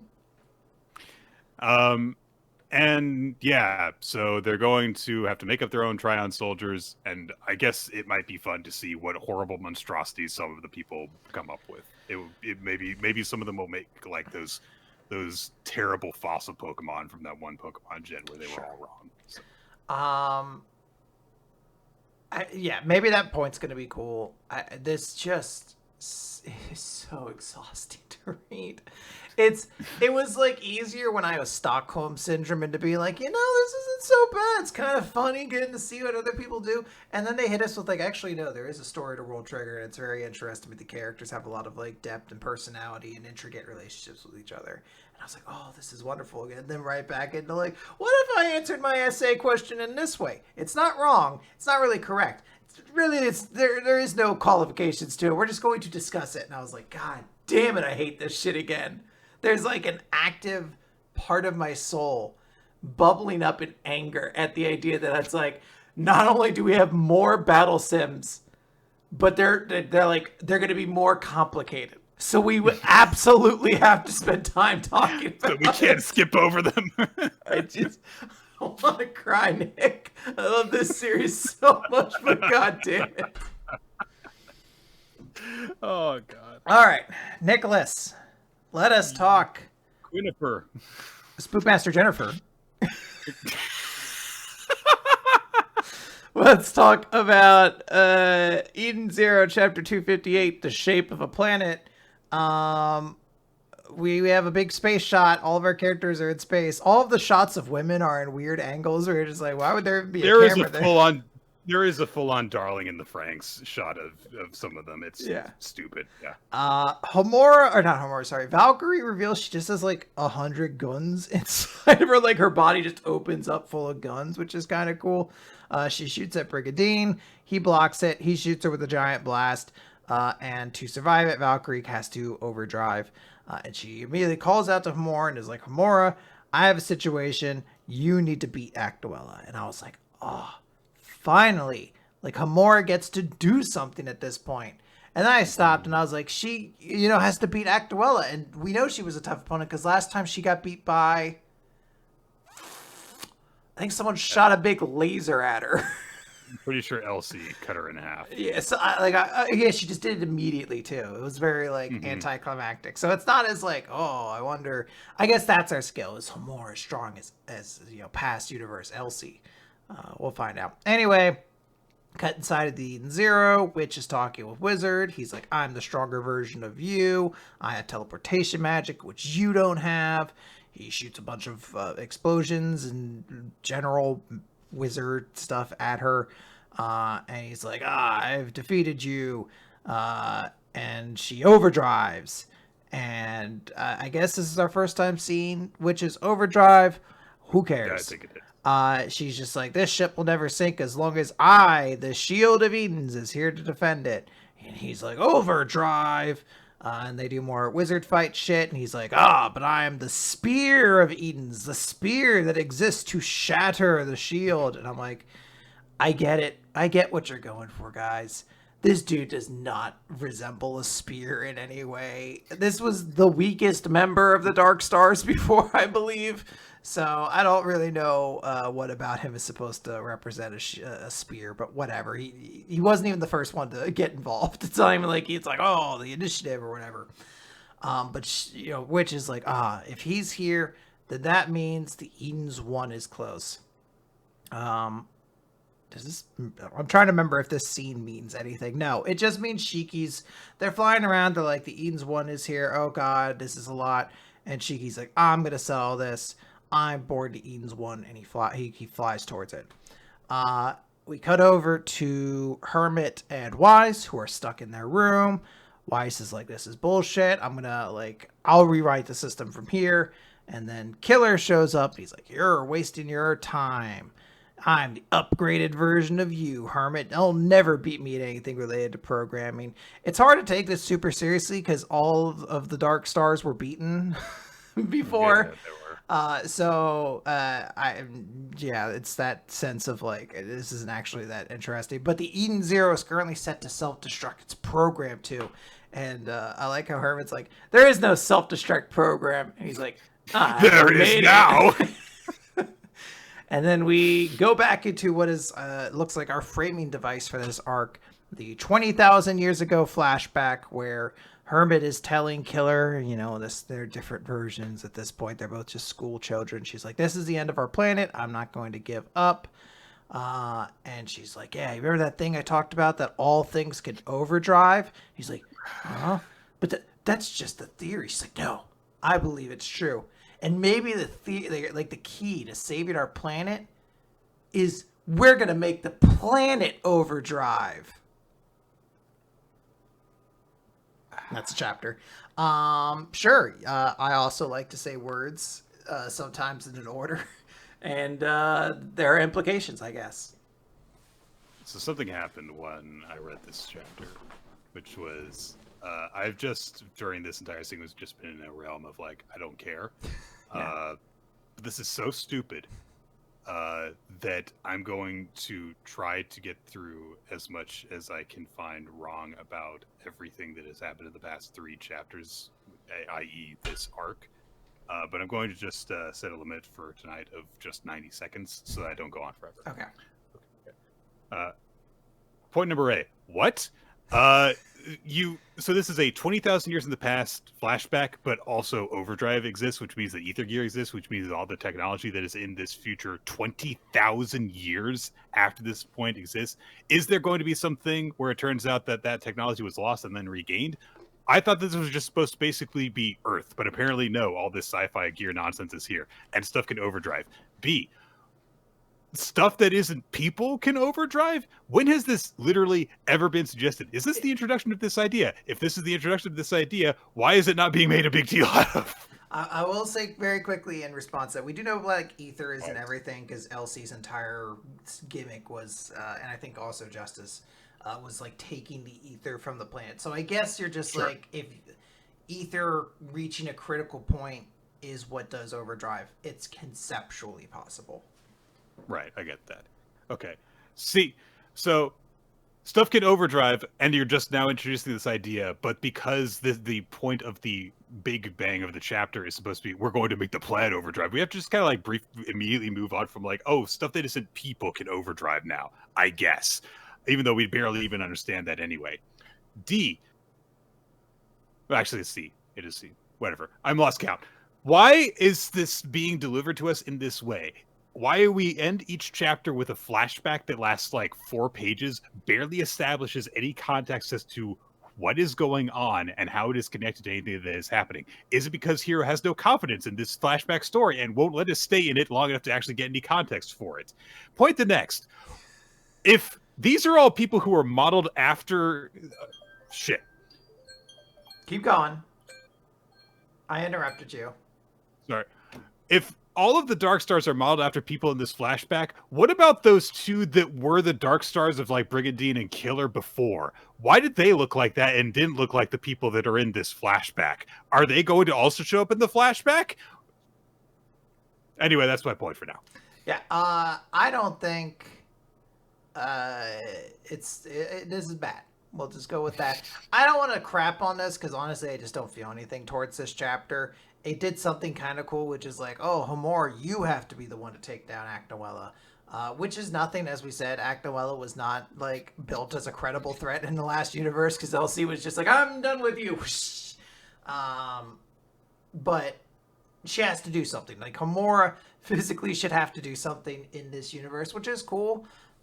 But Eden Zero is just dumb, and the flashback stuff just feels like him saying like, "Oh, isn't this dynamic and interesting? Like we just flash back just a little, and we find out just a little bit of everything each time."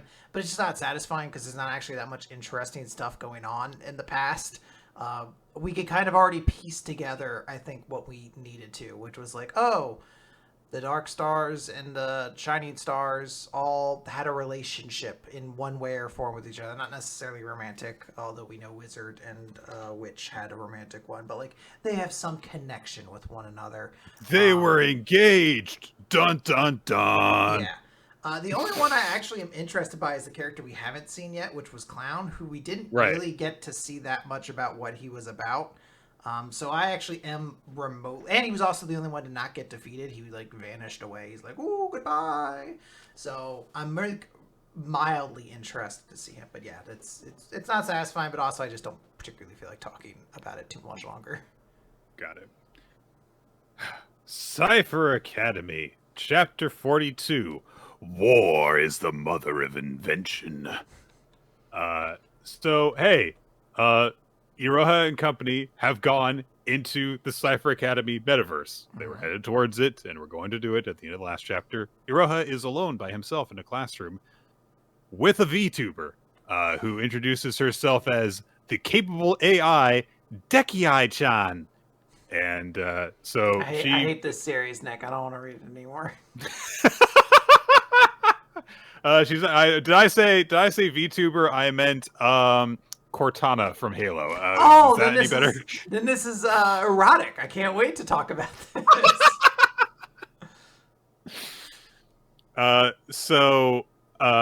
Iroha, I guess, makes a comment on her name, which I think is supposed to be like a play on AI because part of it's I, and she's like, no, don't say anything clever. I'll have you know that whoever designed this navigator as a cute girl must be totally out of touch with the times. I know that you're thinking that. But if I were a macho guy instead, this would end up as mansplaining, so all the guys aside for me are old male butlers. Okay. Anyway. So Iroha is like, is this really the metaverse? And she says, well, it's virtual. This is class M1 on the ground floor of Cipher Academy. Anyway, so Iroha is actually just like by himself in the boys' dorm right now, in reality, but he sees himself as being inside the class. And he's like, I mean, I can see everything here, and I can feel the desk and chair, but I know that the only furniture in the boys' room is just bunk beds. And Dekii says, just trust in me. You've heard of synesthesia. There's a justification for how VR works, basically. So she says, I'm going to explain the rules. This is an exploration-style dungeon filled with mysteries and adventure. You'll try to head down as far as you can go while solving the difficult puzzles that stand in your way on each floor. Do your best to reach the lowest floor. B500! 500 levels! Damn, this is some fucking grindy fucking shit. Oh god, what's the name of that franchise? Disgaea? Yeah, this is some fucking grindy Disgaea level shit where you're just like, fuck, how many floors of this shit? I don't want to do this. And I had to do it again to upgrade this item? I hate this. I mean, I guess it's got to be difficult because literally at the bottom of this is all of the morgue. Yeah, all the morgue is down there. This is for all the morgles. Come on, that wasn't even a spooky pun, but the Spookmaster General deserves a little prop for it, right? Nope. Moving on. This chapter is too long. This chapter is too long and complicated. So, Iroha's like, you're describing this as like a dungeon, like it's a game, and she's like, oh yeah, it's supposed to be fun. You've got to solve codes with a smile on your face. Yay! Also, this is a variation on gamifying in order to reduce the guilt one gets from participating in war. Yay! Okay, so I'm going to pick up where I left off, I guess, which was that, we're told that all the different members of the exploration group are on different floors based on their ability. Toshisai is the furthest along, closest to the morgue. She's at 200 out of 500. Iroha is on the ground floor, meaning he's at level 0. Yay! So he brings up like, I mean, I guess it makes sense that Toshisai is, that far along. Why am I dead last? I mean, I thought I did really good during the tournament.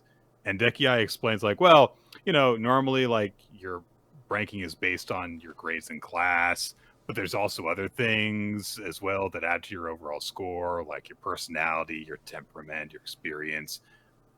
You have any complaints after all that? No. So, no. You were very thoroughly graded and you're still 0. Sorry, Hiroha. So bummer. I do like how they try to explain it to like, hey, this kid has won everything. He's the class leading private. He's the grade wide private. Why is he at the lowest level? They're like, because you also lack other things. So that's why you need to be at the absolute bottom of this list. Mm-hmm. So she presents him with a puzzle, which looks like a QR code. So she also makes a point of like, hey, once you hit the basement, you won't have access to the support features that you've been able to use up until now. I guess that she means literally the floor below him, or maybe she means even further along than that. In which case, why do they all have their glasses items if they can't? Whatever.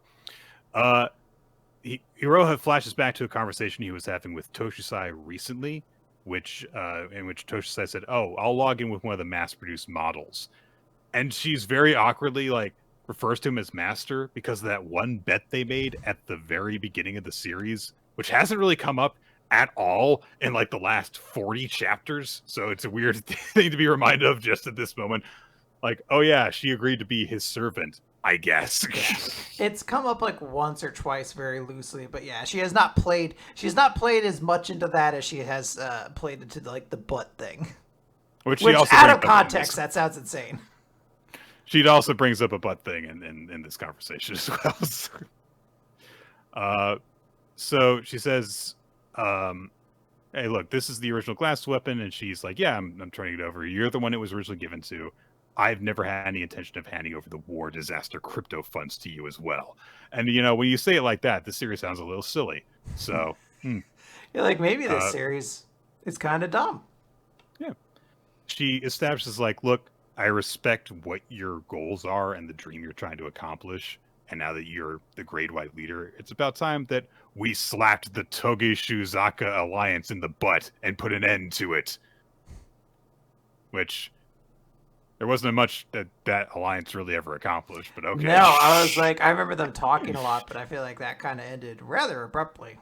And yeah, she says like, look, it's war from here on out. I'm gonna be the king of games and become the Code Emperor and stuff. I love that the way she does it, like she stands up with such authority or whatever that her gun, her bullet, like hair ornaments, like hover over almost like they're like weapon, like our weapons, but like they're like primed and ready to go. Yeah, and Hiro is like, now that you've acknowledged me as an enemy, I don't need to catch up to you anymore. I simply need to surpass you, which is like, aw. That's a nice shonen sentiment. So yeah, even without active, using the glasses abilities, he just starts deciphering it, and he thinks to himself, "It's true, it's impossible to decode a QR code with the naked eye, but that's if this actually was a QR code. There are some very suspicious shapes in the middle of this," and he just flips it around a few times, and it's like, "Yeah, this is, it's kanji." So, and the answer is roguelike 0 to 500, because the idea is that this is going to be a roguelike inspired game, I guess. Sure, it makes sense. You're proceeding through floors, yes. Does that mean he's going to gather items and he's got to like instruct his build on the fly, or is he just going to solve puzzles? Well, I mean, the idea of a roguelike is that it's like usually procedurally generated, so like maybe that's a thing. And permadeath is a thing. Like once Iroha dies, he does come back, but as a new character with no stats. So yeah, it's. So yeah, Dekiai's like, all right, you know the rules now, so go on ahead. And Iroha's like, yeah, I don't need you to tell me. It's Element. And he steps through the door and he ends up immediately falling. So yeah, hey, he goes down to the next floor by falling on his butt. And Sticky Ice calls after him saying, artificial reality is on a different level than reality. This roguelike dungeon will allow you all to experience Cipher battles in all sorts of indoor environments. And when Hiroha looks up, he is in a long tunnel, like an underground tunnel, where there are lots and lots and lots and lots of tally marks all along the walls. So I had a thought on things, which is one thing I found kind of curious is of the classes that go, like of the people that go, it looks like the dying word code class leader does not go. There's I think methane gas is from her class. Yes. And I think maybe the girl with the black glasses to the left might also be, but it's worth noting that she does not seem to be there. So I thought that was just kind of interesting. And I do like how they point out to like, oh, Shitsuke is surprisingly far down. Like she's basically where the only other place where like Toshusai, Yogata, and other or grade-wide privates or class-wide privates are. So it's very interesting. Like how is she that far down? We know so very little about her. Mm-hmm. Yeah.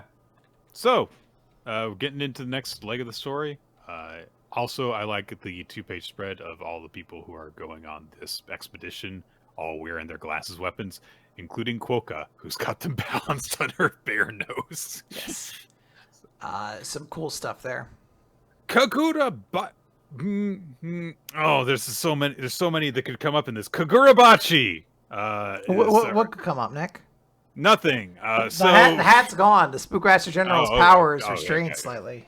All right. So, but if we were to just there we go. Oh, there we go. Just as good. So Kagurabachi, chapter 3. I don't see the chapter title anywhere. Oh well. So we're introduced to a new character. Some girl with like hair buns and a jacket and stuff. And I must have missed something in the previous chapters because it seems as though this series actually takes place in like modern times. Yeah. I, for whatever reason, did not think that in previous chapters. Probably because, it was like swords that were deciding wars and stuff. But okay.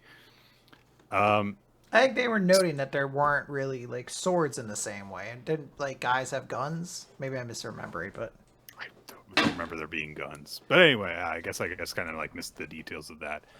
Anyway, there are still Yakuza and stuff. She kind of gives a breakdown of like, hey, so there's sorcerers, katanas, the leaders of Yakuza gangs and big corporations are always looking for self-defense measures, and that's where these guys come in. Sorcerers! And connecting those parties is my job. And there's this information wire thing from one of our regulars. And then we get a flashback to 3 years earlier, and how she started working together with Chihiro and the adult guy who works with Chihiro. And so she was asked, like, hey, have you ever heard of Kunishige Rokuhira? And she's like, well, yes, obviously. Did you know he was murdered? Yeah, it was shocking news.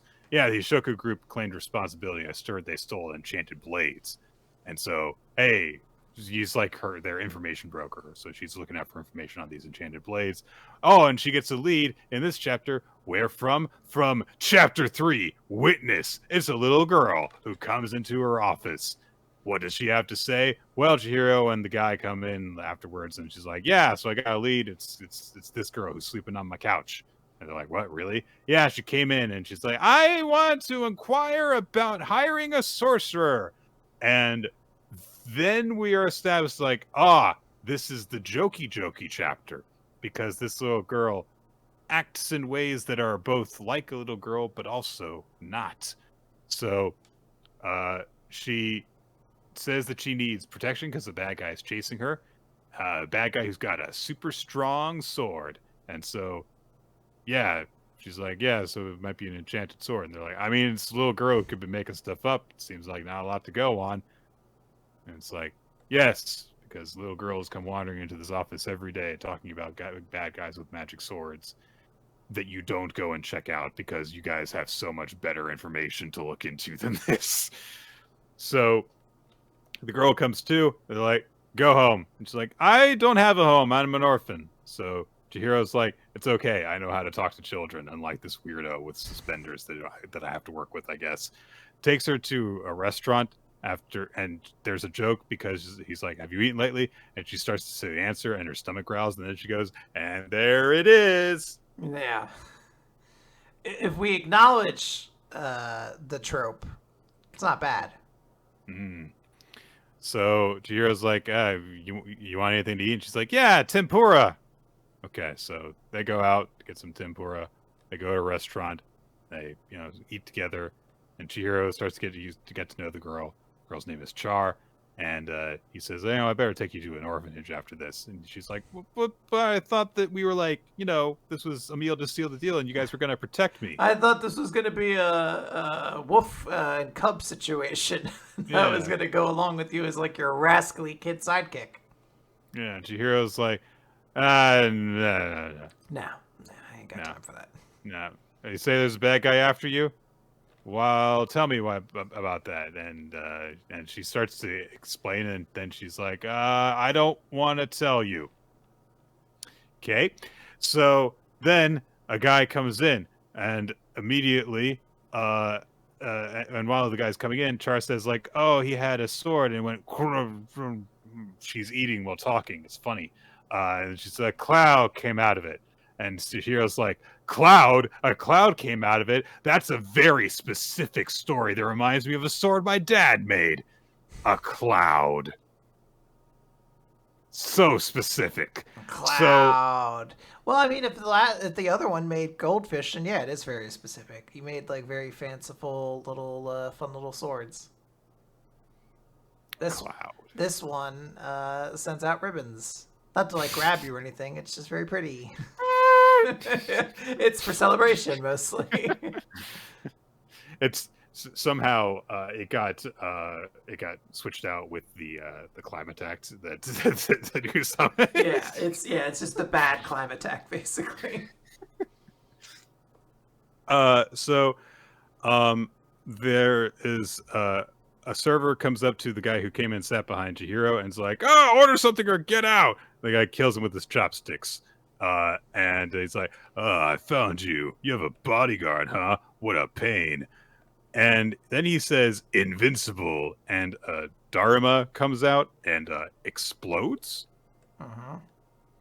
As they do. And explodes in a very specific way that causes the wall to be blown out outside.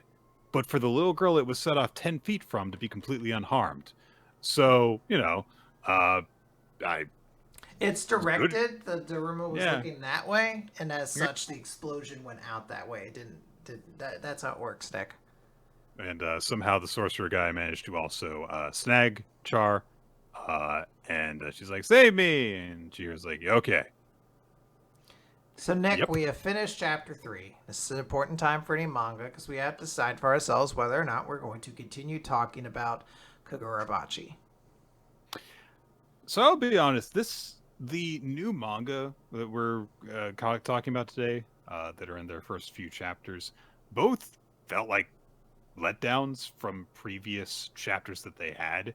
I had a hard time like nailing down like what the hell this series like overall tone was supposed to be after experiencing this chapter, because it seemed like it was supposed to be a thing of like, oh, there were goofy moments and happier times and stuff.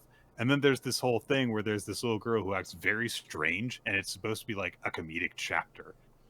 Yeah, but I mean, I think that's just the tone for this series. It's like, hey, it's a cool action series, but our main characters have like kind of a Monza Japanese comedy style to it. Like there's like we have our straight man lead character, and then everyone else around them can be a little goofy so we can react to it.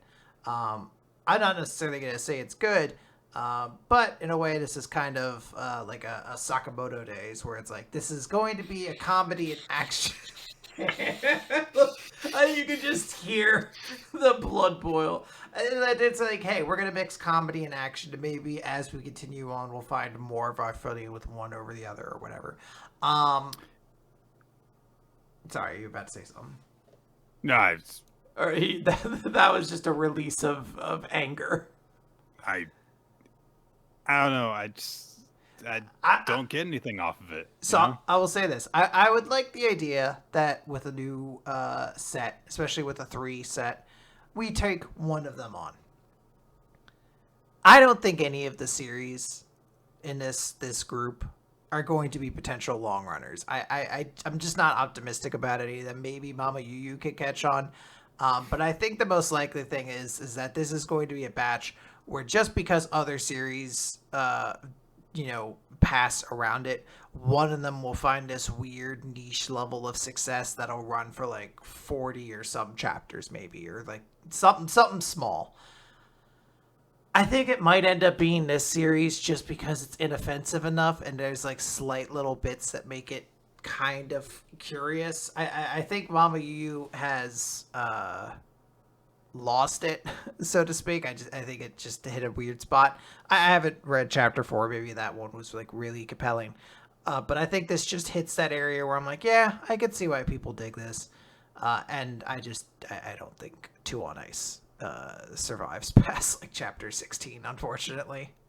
But can't we just cover the series that's doomed to end really? That's the thing. That's why I want to ask. I was like, I am bad with predictions. I fully admit I could be 100% wrong on this.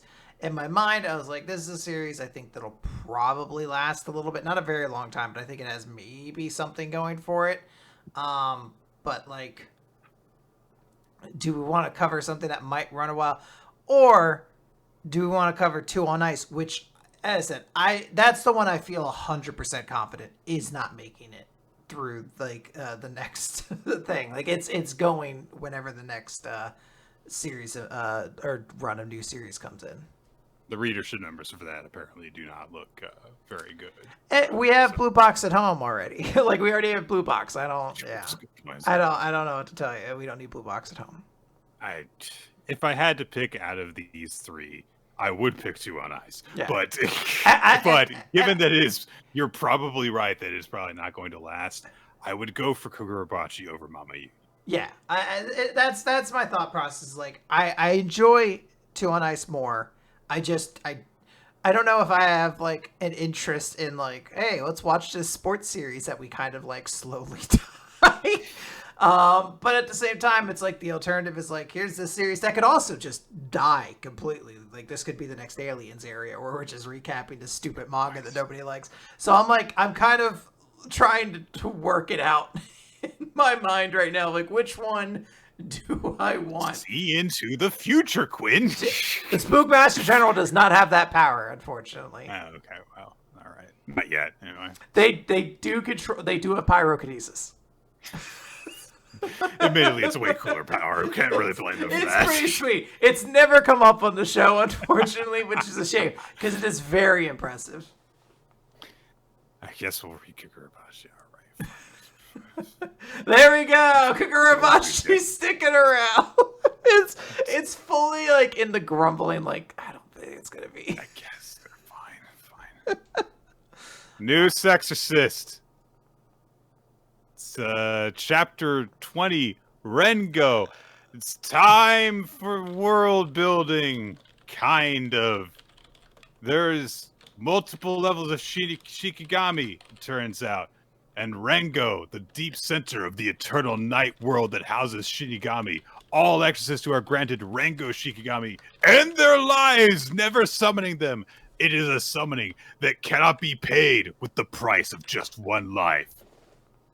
Until we found this easy workaround. Until we found out it's actually much, much easier to do it in modern days. Wow, this is super All you convenient. gotta do is go to this one location and grind for 20 hours, and you can just produce this thing, and then you just summon it. It's fine. I feel like it's kind of easy if you just...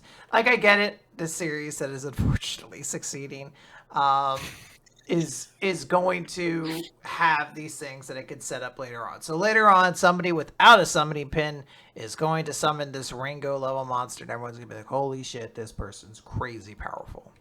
Yeah, it is important to do this kind of thing where you talk up the importance of unfamiliar abilities. It is important to do in shonen manga sometimes. So yeah, our guy whose name I still haven't memorized, probably going to have to. I feel like I don't think he's going to die at the end of this. I'm pretty sure he's going to come back in some way, shape, or form in the future. But he has taken on Nue, has shattered her weapon by summoning this Shikigami, Rango number 11, Kurano Sakibichi. And hey, the thing that he summons, it looks pretty cool. It's this like vaguely horse-shaped thing made of teeth. It's creepy looking. How does it look when it moves? We never see it move. It's got like this terrifying thing where it almost looks like there's like shadow people hanging from I don't want to say head, but where we would assume a head would be. Right. It'd be a good Yu-Gi-Oh card, you know, because you don't have to like draw it in different poses. It's just kind of standing there. Yeah.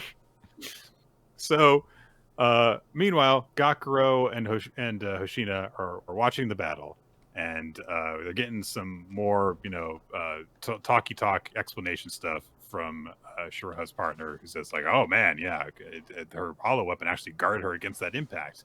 And Gakuro starts to go forward, is like, "Oh, Nue's in trouble," and he's stopped by both Shiroha putting a hand out, and also Shiroha's partner. Like, oh, Black Butler. Come on, Nick. We get over this. Let's do that. Black Butler puts the hand down, and it turns all demonic when it lands on his shoulder and stuff. And he says, "The moment the Shikigami came out, we all became within Moroyoki's reach, so don't move or you'll complicate things for Nue and make her vulnerable." And Shiroha observes, in this very tiny panel, oh, the land is dissolving. Is this part of the Shikigami's abilities? It's like, you could. Why is it crammed to this tiny panel? You can't see the land dissolving. So, and Black Butler says, "No, that's it. Simply the natural ecology. Take a look. That is a top-class Shikigami, usable by only 3 people within the Exorcist world. Summoning in a place like this is even more unprecedented." And Gakuro looks at this giant mouth, and the land decays around it because it's so powerful. And he says, "Is it really that terrifying a thing?" Gakuro fucking no-sells this thing. He's like, "That bitch ain't so bad." Is that all? I've only crapped my pants once looking at it. I need a 2-dumper before I get worried. This thing hasn't killed my dad. That's his key. He's like, show me the one that kills my dad, and then I'll show you one that I'm scared of. By the way, have I told you guys about how my dad is dead? A few times, yes, Gakuro. It all started one day. So, yeah, Black Butler's like, "Oh man, this thing's not going to stop to dissolve everything around it." So I believed it would only be used for times of great calamity. I never thought it would be used to take on a mere clone. And then a giant halo appears around the thing, and Black Butler's like, "Oh, it shows the Shikigami's range of influence, unlike all the land decaying around it, showing the range of its influence." And he says, "Everything under that halo's shadow, apart from the caster, is affected by its influence. But hey, in the future, halos, nice, easy visual representations of areas of effect and stuff." Nue appears on the window and says, like, "All right, none of you move." And she, with her presence, like repels this black wave of energy, this massive shadow that comes towards them. It's like obliterating the building around them. And she is repelling it and protecting the others. You know, Black Butler points out, like, "Oh, yeah, if Gakuro dies from a wide range attack, you're going to disappear, so you've got to protect him." So Naya's like, "Yeah, maybe if I messed up more when I fought the 2 of you, then they would have sent a different person than this guy." And her face is, like, starting to crack from the exertion she's under. But Morioki says, nah, I still would have been assigned to take you out. Because we don't know anything about your power. We wouldn't hold back in dealing with you. And then he declares number 32 rib. Which I guess might be him sacrificing a rib, maybe. Anyway, the barrier breaks, so. Yes, he's destroyed. Uh-oh. And then Black Butler disappears, or starts to disappear, but Nue uses her power to shield Gakuro and Shiroha and says, yeah, you guys can't touch this air as it goes towards them. And Gakuro realizes that something bad is going to happen and says, no, you can't! And then she explodes into stuff. Shadow, blood, stuff. But Morioki didn't attack her. She did this herself, and it's starting to surround them, and you realize, like, oh, it's not over yet. And he realizes, like, oh, wait a minute. I thought Nue was supplementing Gakuro Yajima's strength as a medium with something else. And his power cannot maintain a hollow weapon without output alone. But I've already destroyed the weapon. So, and they lose a drastic amount of energy when they do. Well, all right. I wonder if this doesn't apply to a spirit's hollow weapon. Why don't you know that? Like, so he's like, all right, fine. Blah, starts to attack. And Nue says, I knew this moment would have to come soon, but not this quickly. I don't mind, though, because Gakuro is growing very fast. However, you've lost a valuable aid from here onwards, but it's okay. I expect you'll all further give it your... And she starts talking in nonsense kanji. They're specifically the stuff that she's speaking in is like, kanji symbols used in like Chinese and Japanese, but they are not apparently arranged in a way that makes any sense. So there's a translation for them under that as well. So Nue reappears in a kimono, and she says, I shall use this opportunity to show what it means to dominate. Okay. And Morioki says, I'm shocked. Is that a second hollow weapon? And she's got like a sash that she is whipping around, which was apparently the thing that had appeared before. And it is hollow weapon number 2, Star Slave, which she uses to obliterate the Shikigami that Morioki summoned and obliterate his hollow weapon. Yay! Yeah. That was easy. Oh, I was actually invested in this. Like, I was like, oh, there's this big terrifying guy. He manages to just slightly get the edge on Nue and break the weapon. She'll have something in her back pocket. She's not going to be completely done. But, like, oh, like, things aren't going exactly as she's expecting. There's this tension and danger when he summons this thing. It's like the very air around it is toxic. The ground, is slowly dissolving away. It's basically a natural disaster. If you move, all of us will probably be killed. And then Nue just kills it.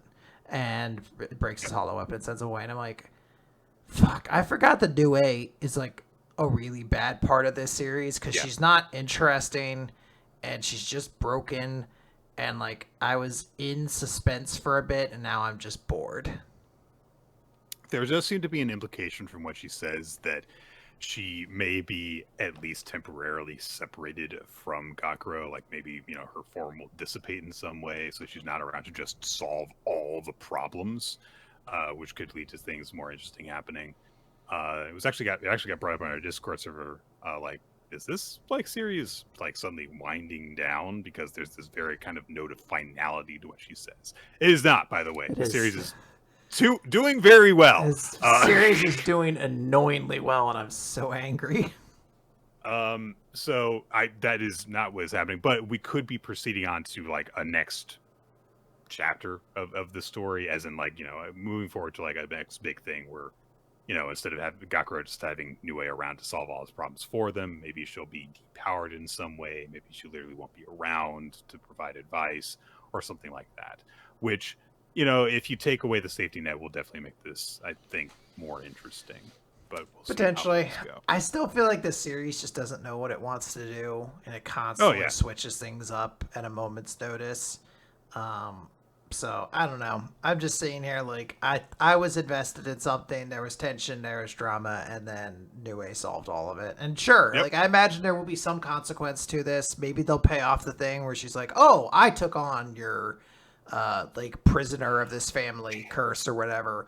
Maybe they'll do something to pay off that. But right now, this just felt like, oh, Nue's really strong. Let's really establish that. And I'm like, I just didn't care about that. We gotta go fast. We're gonna talk briefly about two on Ice, Chapter 2, side by side. So hey, Hayama is gonna have his first practice session as to be Kisara's partner. So he shows up at the rink. The twins who look after the place do a routine together, and they're doing this thing where the brother is twirling the sister around himself, where he's the center of it. And I was like, "What's that?" The death spiral. The what? The death spiral. That's what it's called. which did leave me optimistic about this chapter at first, and then it just kind of gets into like, look, we got to teach kids what figure skating is for basically the rest of the chapter. And it's like she quizzes him on like, hey, what are the 3 elements of single skating? It's like jumps, spins, steps. Yep. And then basically she just has Hayama just like skate beside her and like, hey, mimic what I do. And so they go through the routine together, and then the twins are recording it. So they show Hayama like, hey, this is what your routine looks like. And he is immediately able to tell like, oh my God, yeah, we look completely different. I'm literally in the moment mimicking her movements. I'm able to keep up with her, but like she's so much crisper than I am. Our bodies are positioned differently. And they're like, yeah, your form is terrible. So he's like, I'm gonna like weigh you down if we do this, so why you look like you're having fun. And she's like, I'll tell you later. And then Hayama realized like, I was so frustrated with what I was doing that I didn't realize like I'm actually am having fun, like getting to do this together. Because like when I was practicing before, I was always on my own. This feels like I'm in an entirely different world. And it turns out that Kisara is also really happy. She imparts this to, the twin sister about it, like, hey, I've got someone that, is like kind of in sync with me and is doing all the same stuff. And so even though Hayama is very, very sloppy, they observe like they're actually, in sync already and we get a montage of training. They're practicing together for a month. And it's like, hey, they're doing like side by side skating and doing very well. And the twins are like, yeah, you guys are really annoyingly in unison. Like, we had to practice a long time to do this, and you guys didn't. So, maybe you guys could do the practice session, except the problem is, like, the timing to do the training and stuff, because we've got to do all these different steps in order to prepare for that, and in order to do this full program. And Hayama doesn't know any of the routines that Kisara does. And then Hayama's like, I actually know all of the programs that she's done, because I've been watching her whenever she was on TV in elementary school. So I can skate all of those because I've been practicing after her. Could we use one of those? And Kisara's like, you're a real creep, but all right, yeah, we'll do it. That's kind of weird, but that will let us compete at that event. And there is a nice, shonen sports element of this where it's like, because Hayama has been literally modeling all of his skating after Kisara for the entire time he's been practicing, he doesn't have any old habits to have to break in order to get in sync with her. There's some neat stuff in this.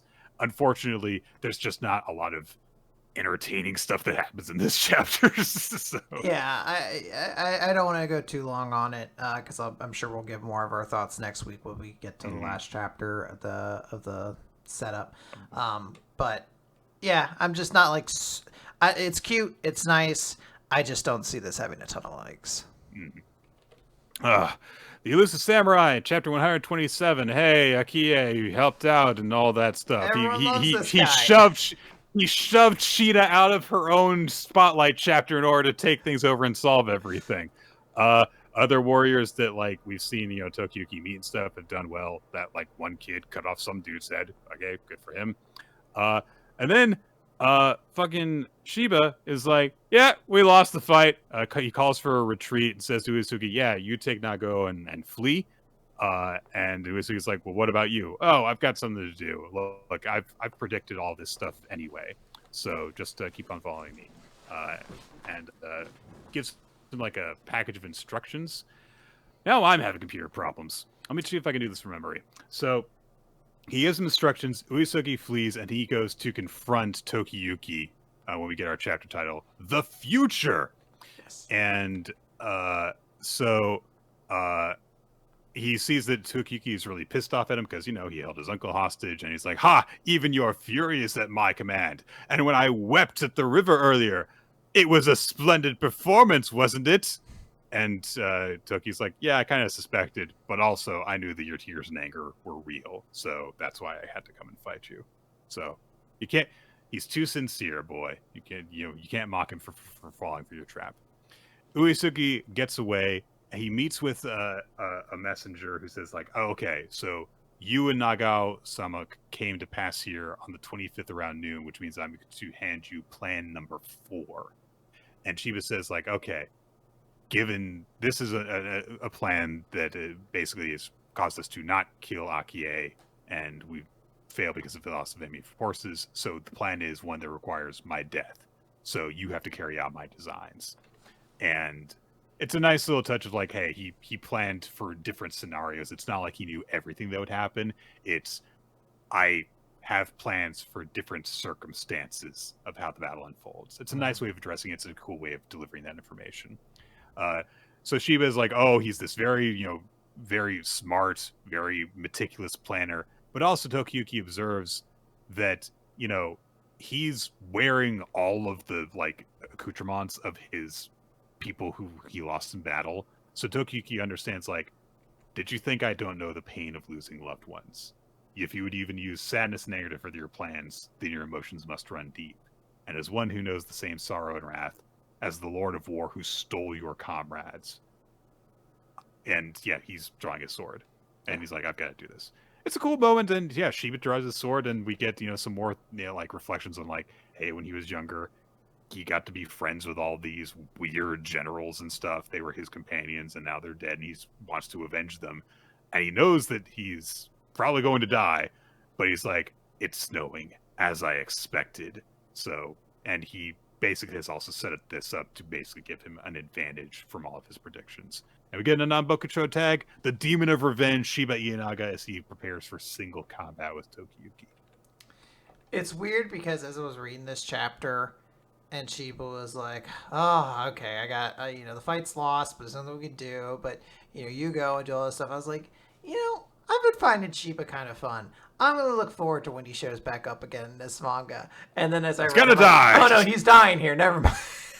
I just finally got invested in an antagonist in this series. He's going to die. I know I should have been invested in him before, but I'll be honest, I don't remember many characters for who they are, because everyone's design isn't, I don't want to say not memorable. Some characters have very memorable designs, but there's a lot of characters that are just like pretty guys, and like I mix them up a lot. So it's a bummer. This character's cool, but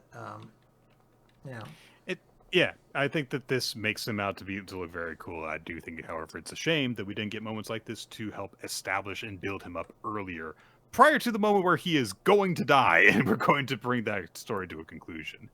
I know that he had moments before, but none of them really left an impression of the way that his actions in this chapter do. So. Yeah, I would say more, but we'll probably say it next week, and we got to wrap this up with Akane-banashi. Nick, we got to talk about Akane-banashi. Oh, wait, Akane-banashi. There we go. All right, another winner. Story 80, Chocho Konjakute, the Okuanban. So, yeah, Akane is set up where she's going to try and meet this Chocho Konjakute, another Okanban like Master Urara, the member of the Arakawa Arch-4 who might give me a recommendation, and someone who has ties to my dad. Just what kind of person is he? So, nice little recap of like what's going on and why she's trying to meet this guy. Very, very, very straightforward in that. Anyway, she goes to the Rakugo Hall, and she senses like, things seem kind of like different with the audience. Then she comes across Master Hasho, who is struggling with this rolling luggage, and she says, oh, are you all right? Let me help you. And he says, no, hold on. And an arm bursts out of the bag like a zombie! And so she's, of course, freaked out, and everyone's like, okay, that's how you're planning to arrive today. And it's Chocho Konjakute, who has hidden himself in the rolling luggage so that the crowd outside wouldn't see him coming into the Rakugo hall. And yeah, apparently he always comes up with these weird methods of coming into the hall so that he won't get mobbed by fans and stuff. And he starts going to like the different Zen and saying like, "Hey, yo, how you doing?" and boy and stuff. Gets along with all of them, and talking about stuff. He makes reference to making off with a bunch of money at the races. So he seems very like carefree, very charismatic, and she realizes like, it's like with Master Urara, who would just pull everyone close to her, and it was kind of scary. But in his case, they seem to flock to him because they just like him so much. So different types of charisma. Akane approaches Chocho, and at first he's like, "Oh, a girlie's here. Did you get lost?" And Akane's really thrown off because she's called a girlie, which is weird. And then he's reminded like who she is, and then it's like, "Oh, you're that girl who dragged Rien through the mud." It's so. She's like, "I've tried to make up for that." But Chocho just kind of like puts his hand on Asagao's head and like makes him bow. He's like, "Oh yeah, allow me to apologize for the trouble that he caused for this." And she's like, No, I caused it." And he's like, "Ah, you took a page out of his book and acted like a punk, right?"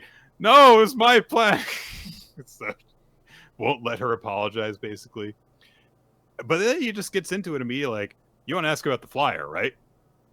Just knows what she's here for ahead of time. And no one has told him about this, apparently. He says, like, "Yeah, I didn't need to hear the story from anyone in order to figure this out. But am I wrong?" And Akane's like, "Yeah." And she starts to explain more, but he cuts her off by presenting her with a hand of playing cards. And he says, "All I care about are the numbers. You know what Shoboichi is? It's a gambling game where you try to guess what the dice roll will be. When I roll, you put down the card you think the number will be. When you want to ask a favor of someone, you need to meet them on their level. And I hate quibbling over the little things. Let's let Lady Luck settle this one." Basically just guess wrong, and we're done. Yeah. You guess right, I'll do just about anything you want. You feeling lucky? And Akane says, "Yeah, I think so." And she's looking over her hand of cards, and she says apparently something that Shinta said when they knew each other. "No hard feelings, all right." And of course, he's looking at Akane and is reminded of him. All the old detail. But they're interrupted because the act ahead of Cho is going to end soon. So he's like, "Come on. All right, we'll do this after my performance." He throws the dice in a bowl that Asagao has, and it's a 10, double fives. And then he heads out to go and perform, and the audience is immediately roaring for him. Nuts. Not like a kind of response we've seen before. We've seen like, people be excited for performance before, and they're like, "Yeah!" Yeah, this is like a stadium effect. Like everyone's like, "Yeah! Stop. There's somebody just shouting, 'Give it to us!'" And he's like, "All right, let's do the thing, people!" And he like does this weird dance, and like he's hyping himself up like he's doing his WWE entrance. Everyone is like crowding around from the outside of the stage as well. Hasho stands next to Akane, and he says like, "Oh, he always puts on an energetic show. He has such a fanatical following that it's hard even to get to the dressing room backstage. He's beloved by his fellow professionals. It's rare to see a Rakugoka with such star power." And Akane is looking at this guy and thinking, was this guy really good friends with my dad? He seems like the opposite of my dad. But Hasho gets her attention and says, like, "You should concentrate on the story. If you ask me, you're the same kind of Rakugoka as Chocho." So this is exciting. I really look forward to seeing, what this guy is about. I thought that this was a very good introduction for him because he stands out. He's different from other characters that we've met so far. And it's good because, like, hey, he grabs your attention the same way he has grabbed Akane's attention. So it's good stuff. Yeah, I like that this guy came in, immediately made all of us pay attention to him, has a distinct personality than anybody else. And then, like, the implication to, like, oh, Akane, you're the same kind of Rakugo as him. It's like, interesting, but you're also like, yeah, I see it. Like, Akane also goes out and does big, dramatic things often with her Rakugo, so I feel like she could be in that similar wheelhouse of like this force of personality. And also kind of maybe starting to continue to press the explanation of like, Akane's not her dad. She's a different performer than he is, and so she doesn't have to perform the way that he did. So. Yeah. This is good stuff. It's very, very, very, very cool chapter. Very, very And yeah, there was some good stuff this week. Definitely. What was the best of it? What was your favorite chapter? Who's your MVP? I originally was gonna say that it was Kaiju number 8 was really cool. I think originally gonna say Undead Unluck because that had a really cool ending. But I think I'm going to give it to Blue Box after reading it. It's just so fucking cute and frustrating, and there's just emotions all over it that I'm like, yeah, you know what? I think that was the best chapter this week. I'm going to give mine to Blue Box as well. It did a couple of different things, and it was very consistently good all throughout the chapter in a couple of different ways. Yeah. Now, character of the week feels like it should be like a slam dunk, right? Because Chocho came in, we just talked about it. He came in, he grabbed everybody by the throat, and he was like, pay attention to me, I'm a big new character. But you know the one thing he didn't do, Nick? What's that? He and Akira slide in on a tiger. So my character of the week is going to be Ashiro and her tiger for Akira sliding into my heart. What a turnaround. Yeah. This is a real 3-act story. This is a comeback, you know. This is classic. I almost feel like you're going to like reach in and demand that like I give it to the tiger so that you can give it to one character. You can give it to whoever you want, Nick. I'm not going to stop you. I just know what was important to me this week. I have to give it to Chocho. I thought that all mission accomplished on this chapter. Caught your attention. Made him very immediately intriguing, made me want to know what the hell is this deal, and also maybe think like, I think we're gonna like this guy, which is good. Yeah, absolutely. The audience, by the way, agreed with you. Oh wait, no, never mind. Sorry, they agreed with both of us on Blue Box, but the character of the week was Shiba Naga from the Elusive Samurai. I did see a couple votes for Chocho as well, though. So I can understand giving it to Shiba. Yes. So, all right.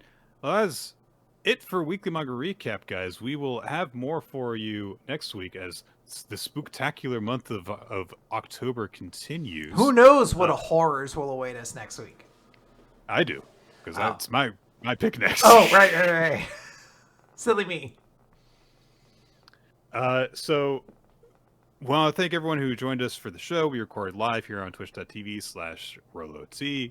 And yes, we record it live, which means that audio problems happen, and we have to deal with them in the middle of the show. I just won't wear those headphones next week. This one has a cord that I should have also just taken off my headphones to stand up for a second. Man, that was a lot of dumb stuff on my part. I apologize. Yes, it happens. You can check out our past episodes on weeklymangarecap.podbean.com, wherever the podcast can get posted, which is like on iTunes and Spotify and all that. Video version is on youtube.com/weeklymangarecap. The video version also has an opening sequence made by Milo Jack Stillitz and Wesley Dow Cheddar. Thank you for that, guys. And occasionally also title cards by Steve Man, whose artwork you can check out by looking for Steve Man Art. You can also follow us online by whatever social media we're using. We're both now on Blue Sky and pretty comfortably set up if you're able to get an invite on there. And you can also join the Discord server, which is linked wherever this podcast gets posted. Use that to find the Google Doc where we keep track of recommendations, questions for future Q&A episodes, the MVP and favorite series voting, and all that good stuff. I also, on the topic that was on my mind, if you need codes to Blue Sky, if you go to our Discord, we can help you out and get them. There's many of us that have extra at this point. So if you're still looking and you're not a Nazi, then please come to the Discord and we can help you out. That's right. And you have to pass the not a Nazi test if you come asking. I don't even want to go into the joke about it, but I'm like, in my mind, it's a CAPTCHA. From the CAPTCHA, we're able to identify who sucks and who doesn't.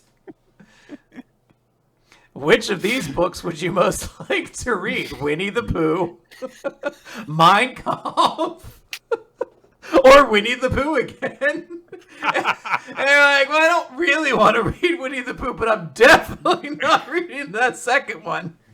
I say, actually, see, it's actually a trick because the drawing of Winnie the Pooh on one of them is very clearly like, Oh no! He's in the public domain. You can do whatever you want with him now. Like, damn.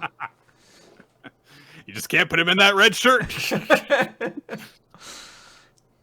Yes, I've lost my place.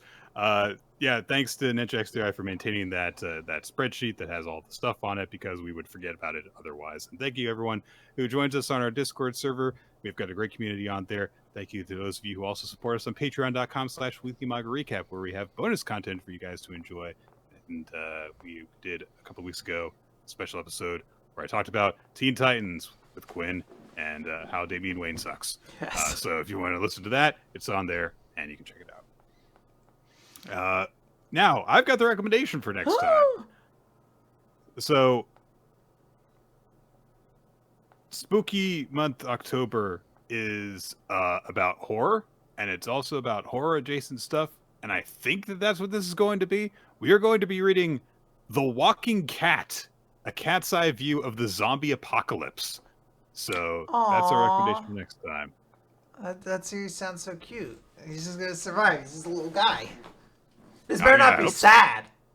I don't know. I'm just so pissed if this cat dies. Yo, you motherfuckers will feel the Spookmaster General's wrath. You'll find out all about my pyrokinesis if that happens.